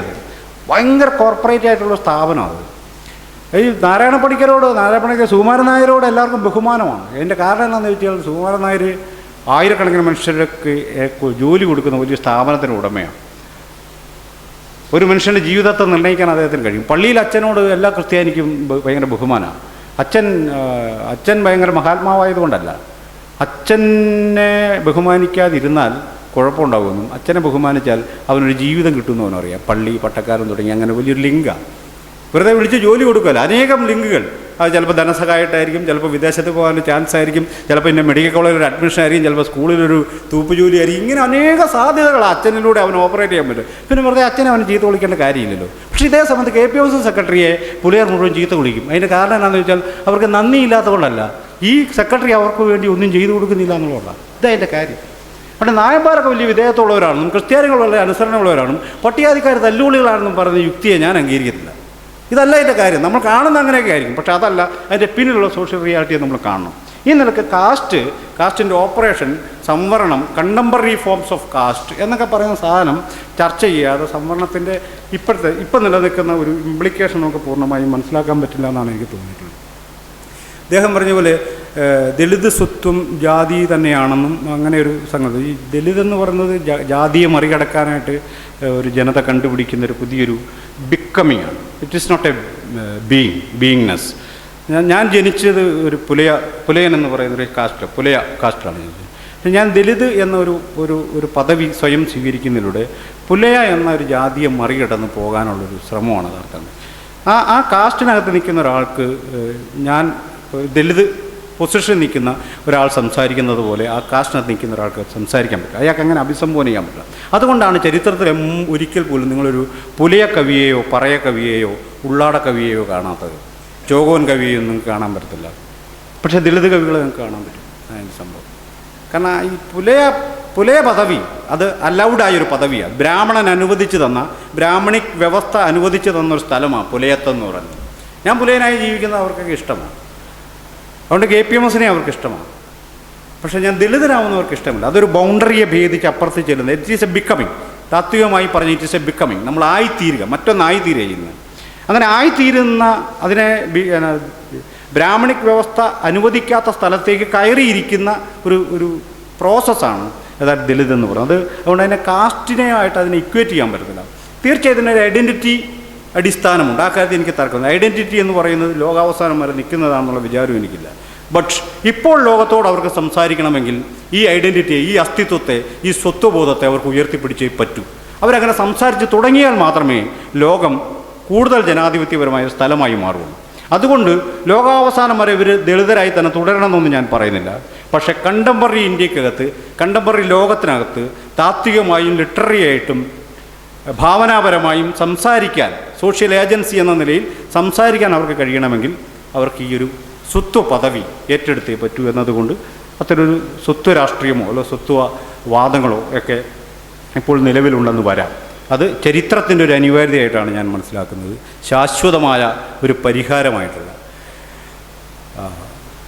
പിന്നെ ഇപ്പോൾ ഏറ്റവും ആദ്യം ഉന്നയിച്ച കാര്യത്തിലേക്ക് വരാം. അതുകൊണ്ട് അവസാനിപ്പിക്കുക. ഈ അരുവിക്കര തെരഞ്ഞെടുപ്പിലൊരു അനുഭവവുമായി ബന്ധപ്പെട്ടിട്ട് അദ്ദേഹം പറഞ്ഞൊരു കാര്യമാണ്, ഈ ദളിതരും പിന്നോക്കക്കാരും ഒക്കെ ഒരു ലോബിയിങ്ങിലൂടെ പരമ്പരാഗത വോട്ട് ബാങ്ക് ശൈലിയിൽ നിന്ന് മാറി അവർ വോട്ട് ചെയ്യാൻ തുടങ്ങുന്നതോടെ ഉണ്ടാകുന്ന റിസൾട്ട് ഇടതുപക്ഷത്തിൻ്റെ പരാജയവും ഹിന്ദുത്വ ശക്തികൾ, നമ്മളിപ്പോൾ ഇന്ന് ഖർവാ വിമർശന വിധേയമാക്കിയ ഹിന്ദുത്വ ശക്തികളുടെ ഒരു വലിയൊരു തിരിച്ചുവരവിനുമാണ് അരുവിക്കര സാക്ഷ്യം വഹിച്ചിട്ടുള്ളത്.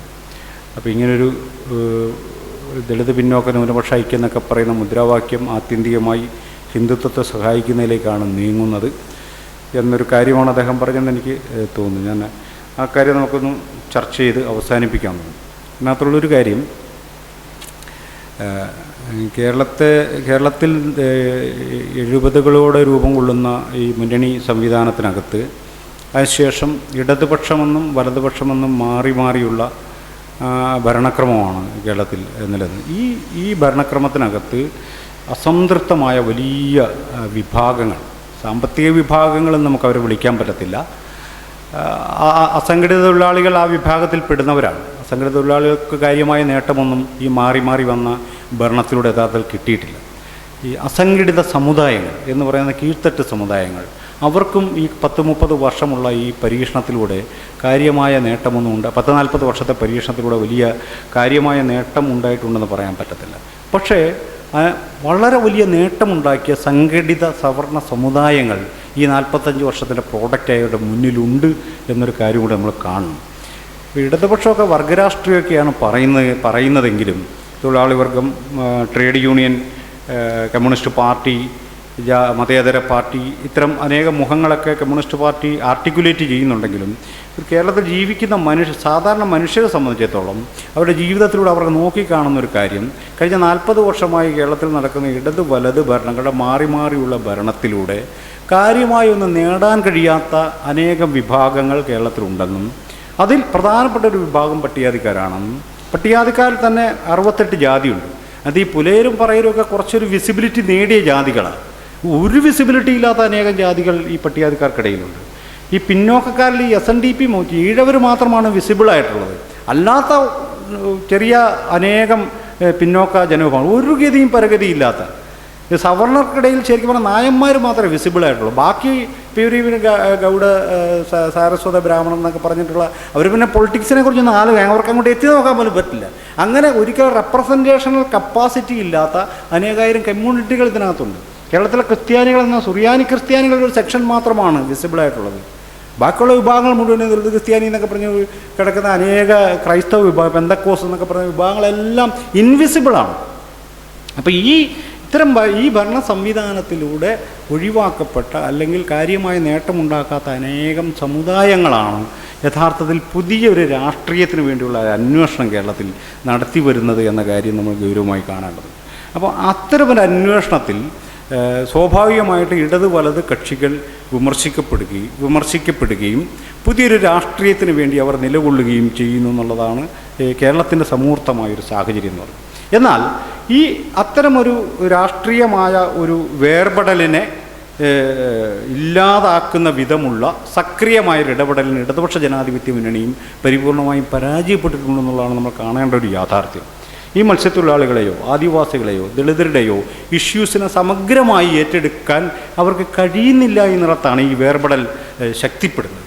അപ്പോൾ ആദിവാസികൾ സമരം ചെയ്യുമ്പോൾ AK ആൻ്റണി മുഖ്യമന്ത്രിയായിരിക്കുന്ന സമയത്താണ് CK ജാനുവിൻ്റെ നേതൃത്വത്തിൽ കുടിയേറ്റ സമരം നടന്നത് 2000.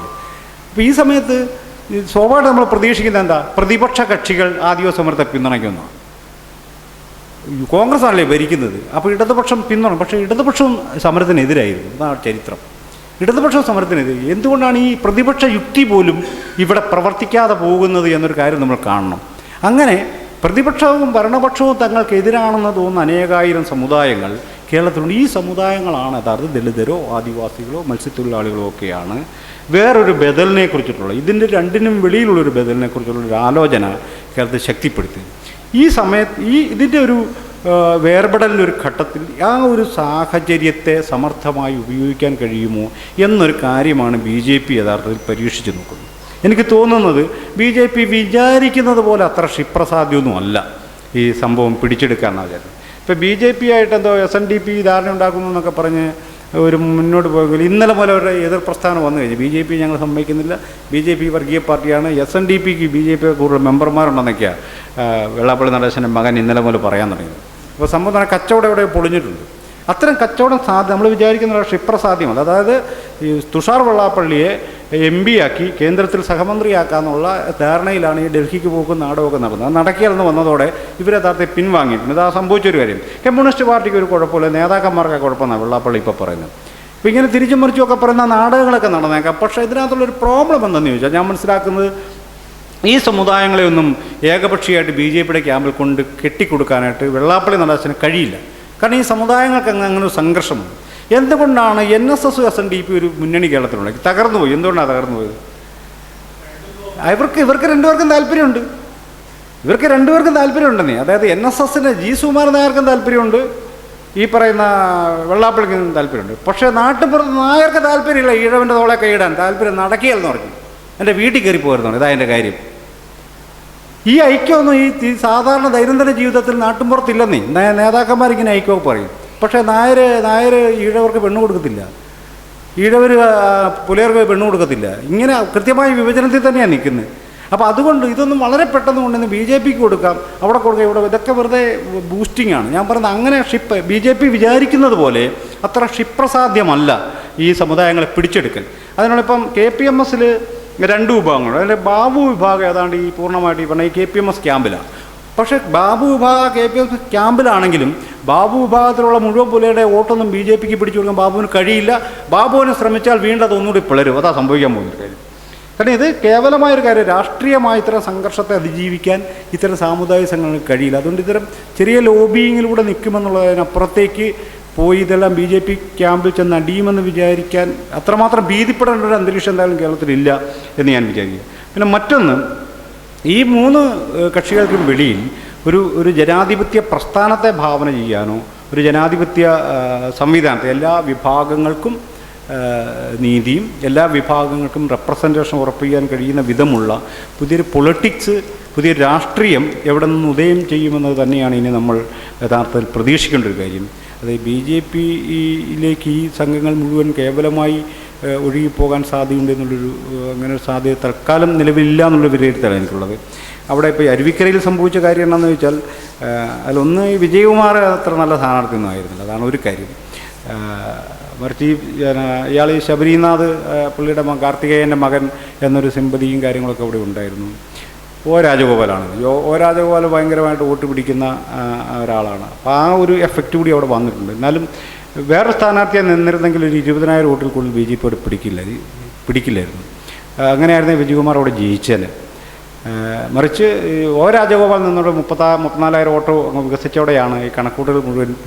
അതൊരു സംഭവം എന്ന് പറയുന്നത് പാർട്ടി വോട്ടുകൊണ്ട് ജയിക്കുക എന്നുള്ളൊരു തെറ്റ്. ഈ പാർട്ടി സംഘടനാ സംവിധാനത്തെക്കുറിച്ചൊരു കമ്മ്യൂണിസ്റ്റുകാർക്കുള്ളൊരു അമിത ആത്മവിശ്വാസമാണ് യഥാർത്ഥ അരുവിക്കരെ തകർന്നത്. അത് തകരേണ്ടതാണ്, അത് തകർന്നു പോകട്ടെ എന്ന് തന്നെയാണ് വിചാരിക്കുന്നത്. മറിച്ച് ബഹുജനങ്ങളുടെ വോട്ടാണ് പിടിക്കേണ്ടത്. പാർട്ടി സംവിധാനം കൊണ്ടൊന്നും ഒരു സ്ഥലത്ത് നമുക്ക് ജയിക്കാൻ പറ്റില്ല. അപ്പോൾ അതുകൊണ്ട് ബഹുജനങ്ങളുടെ വോട്ട് സമാഹരിക്കാൻ കഴിയുന്ന വിധമുള്ള ഒരു പ്രവർത്തനം, ഞാൻ ഈ പറയുന്ന പോലെ മാർജിനലൈസ് ചെയ്യപ്പെട്ട ആധുനിക ജനാധിപത്യ സംവിധാനത്തിനകത്തും അധികാരമോ പദവിയോ സമ്പത്തോ ലഭിക്കാതെ പോയ ജനവിഭാഗങ്ങളുടെ പ്രശ്നങ്ങളെ കൂടി ഏറ്റെടുക്കാൻ കഴിയുന്നൊരു പുതിയൊരു രാഷ്ട്രീയ ഭാവനയാണ് യഥാർത്ഥത്തിൽ നമ്മൾ പ്രതീക്ഷിക്കേണ്ടത്. അതാണ് ഉണ്ടാവേണ്ടത്. അതുകൊണ്ട് ഈ ദളിത് പിന്നോക്ക ന്യൂനപക്ഷ ഐക്യമെന്നൊക്കെ പറയുന്ന രാഷ്ട്രീയം കേരളത്തിൽ സാധ്യമല്ലാത്തൊരു രാഷ്ട്രീയമാണ്. പക്ഷേ കേരളത്തിലെ മാർജിനലൈസ്ഡ് ആയിട്ടുള്ള വിഭാഗങ്ങളുടെ രാഷ്ട്രീയ അധികാരത്തെ സംരക്ഷിക്കാൻ കഴിയുന്നൊരു മുന്നണിയായിട്ട് ഏത് മുന്നണിക്ക് മാറാൻ കഴിയുന്നു അവർക്കായിരിക്കും ഒരു പക്ഷേ കേരളത്തിൽ അതിജീവിച്ച് മുന്നോട്ട് പോകാൻ പറ്റും. അല്ലെങ്കിൽ പുതിയ അത്തരം ഒരു കാര്യത്തെ ഏറ്റെടുക്കുന്നത്. കേരളത്തിലെ ദളിതർ, പിന്നോക്കക്കാർ, മത്സ്യത്തൊഴിലാളികളുടെയൊക്കെ സ്ഥിതി എന്ന് പറഞ്ഞാൽ ഇപ്പോൾ ഈ കടലോര സംഗതിയൊക്കെ നിയമമൊക്കെ പാസ്സാക്കി വലിയ സംഭവമാണ്. അവിടെ താമസിക്കുന്ന പരമ്പരാഗത മത്സ്യത്തൊഴിലാളികളിൽ 9% പേർക്കും 1 സെൻറ്റിൽ താഴെ ഭൂമിയുള്ളതാണ്. 1 സെൻറ്റിൽ താഴെ. ഇത്ര ഭീകരമായിരിക്കും അവരുടെ ജീവിതം. ഇതുപോലെ തികച്ചും അനാഥമായ അനേകം സമുദായങ്ങൾ, അവരുടെ ഇന്ന് പ്രശ്നം പോലും രാഷ്ട്രീയ പ്രശ്നമാണെന്ന് തിരിച്ചറിയാത്തൊരു ലോകമാണ് കേരളം. അതുകൊണ്ട് അതൊക്കെ ഏറ്റെടുക്കാൻ കഴിയുന്ന വിധമുള്ള ഒരു പുതിയൊരു രാഷ്ട്രീയത്തിനായിരിക്കും ഒരു പക്ഷേ ഇതിനൊക്കെ പരിഹാരം കാണുന്നത്. ഇമ്മീഡിയറ്റായിട്ട് ഇന്നത് എന്നൊരു ഉത്തരം ഇക്കാര്യത്തിൽ പറയാൻ പറ്റത്തില്ല. പക്ഷേ നമ്മൾ വിചാരിക്കുന്ന വിധം BJP ആഗ്രഹിക്കുന്നത് അത്ര ക്ഷിപ്രസാധ്യമല്ല അവരുടെ മുന്നേറ്റം. കാരണം സമുദായം ഇവിടെ വേറെ ഐഡൻറ്റിറ്റിയാണ്. സമുദായം ഈ പറയുന്ന രാഷ്ട്രീയത്തെ എപ്പോഴും എന്തുകൊണ്ടാണ് NSS നായന്മാരാണ്, സവർണരാണ്, ഇതൊക്കെ ശരിയാണ്. എന്തുകൊണ്ടാണ് അവർ RSS ആവാതെ? അവർക്ക് പറ്റത്തില്ല. സമുദായം എന്നത് വേറൊരു കാര്യമാണ്. അവരൊരിക്കലും RSS ആവത്തില്ല. BJP ആവാൻ പറ്റത്തില്ല അവർക്ക്. അതുകൊണ്ട് ഈ ശിഥിലീകൃത സമുദായങ്ങളെ പിടിക്കാനുള്ള ഒരു വലിയൊരു അജണ്ട BJPക്ക് ഉണ്ടാകും. ഈ അരയന്മാർ, അവരാ കൂടി പിടിച്ചൊരു സമുദായം അരയന്മാരാണ് കേട്ടോ. പിന്നെ SNDPയിലൊരു സെക്ഷനാണ് ഇപ്പോൾ പുതിയതായിട്ട് വന്നിട്ടുള്ളത്. പുലിയർക്കിടെ എന്നൊക്കെ പറഞ്ഞാൽ വളരെ നാമമാത്രമായ വോട്ടേ പോയിട്ടുള്ളൂ കേട്ടോ. അപ്പോൾ നമുക്കത് നേരിട്ടറിയാം. നമ്മൾ ആ കാര്യത്തിൽ ഫീൽഡിൽ വളരെ ശ്രദ്ധാലുവായിട്ട് നിന്നിട്ടുണ്ട്. പുലിയർക്കിടയിലൊക്കെ വളരെ നേരിയോട്ടെ. പറയർക്ക് അവിടെ വലിയൊരു വോട്ട് ബാങ്കായി അരുവിക്കരയിൽ. പറയ മഹാസഭ, സാംബവ മഹാസഭ ഉമ്മൻചാണ്ടിയായിട്ട് എഗ്രിമെൻ്റ് വെച്ച് പൈസയും കാര്യങ്ങളും എല്ലാം എഗ്രിമെൻ്റ് വെച്ചിട്ട് ആ വോട്ട് മുഴുവൻ ശബരിനാഥനാണ് പോയത്. നേരിട്ട് അറിയാവുന്ന ഒരാളാണ്. അതല്ലാതെ ആ വോട്ടൊന്നും ശരിക്കും പറഞ്ഞാൽ BJPക്ക് സ്വാഭാവികമായിട്ട് പോകുന്നതല്ല. അങ്ങനെ പോകുന്നില്ല വോട്ട്. ഇപ്പം ഇയാളുടെ ഒരു വിജയം കണ്ടിട്ട് നമ്മൾ അത്ര ഭീതിപ്പെടേണ്ടതില്ല. ഇടതുപക്ഷത്തിന് തിരിച്ചു വരണമെങ്കിൽ വളരെ കഷ്ടപ്പാടാണ്. അത് ഇത് കൊണ്ട് മാത്രമല്ല, വേറെ നിരവധി കാരണങ്ങൾ അതിനുണ്ടെന്ന് ഞാൻ വിചാരിക്കുന്നു.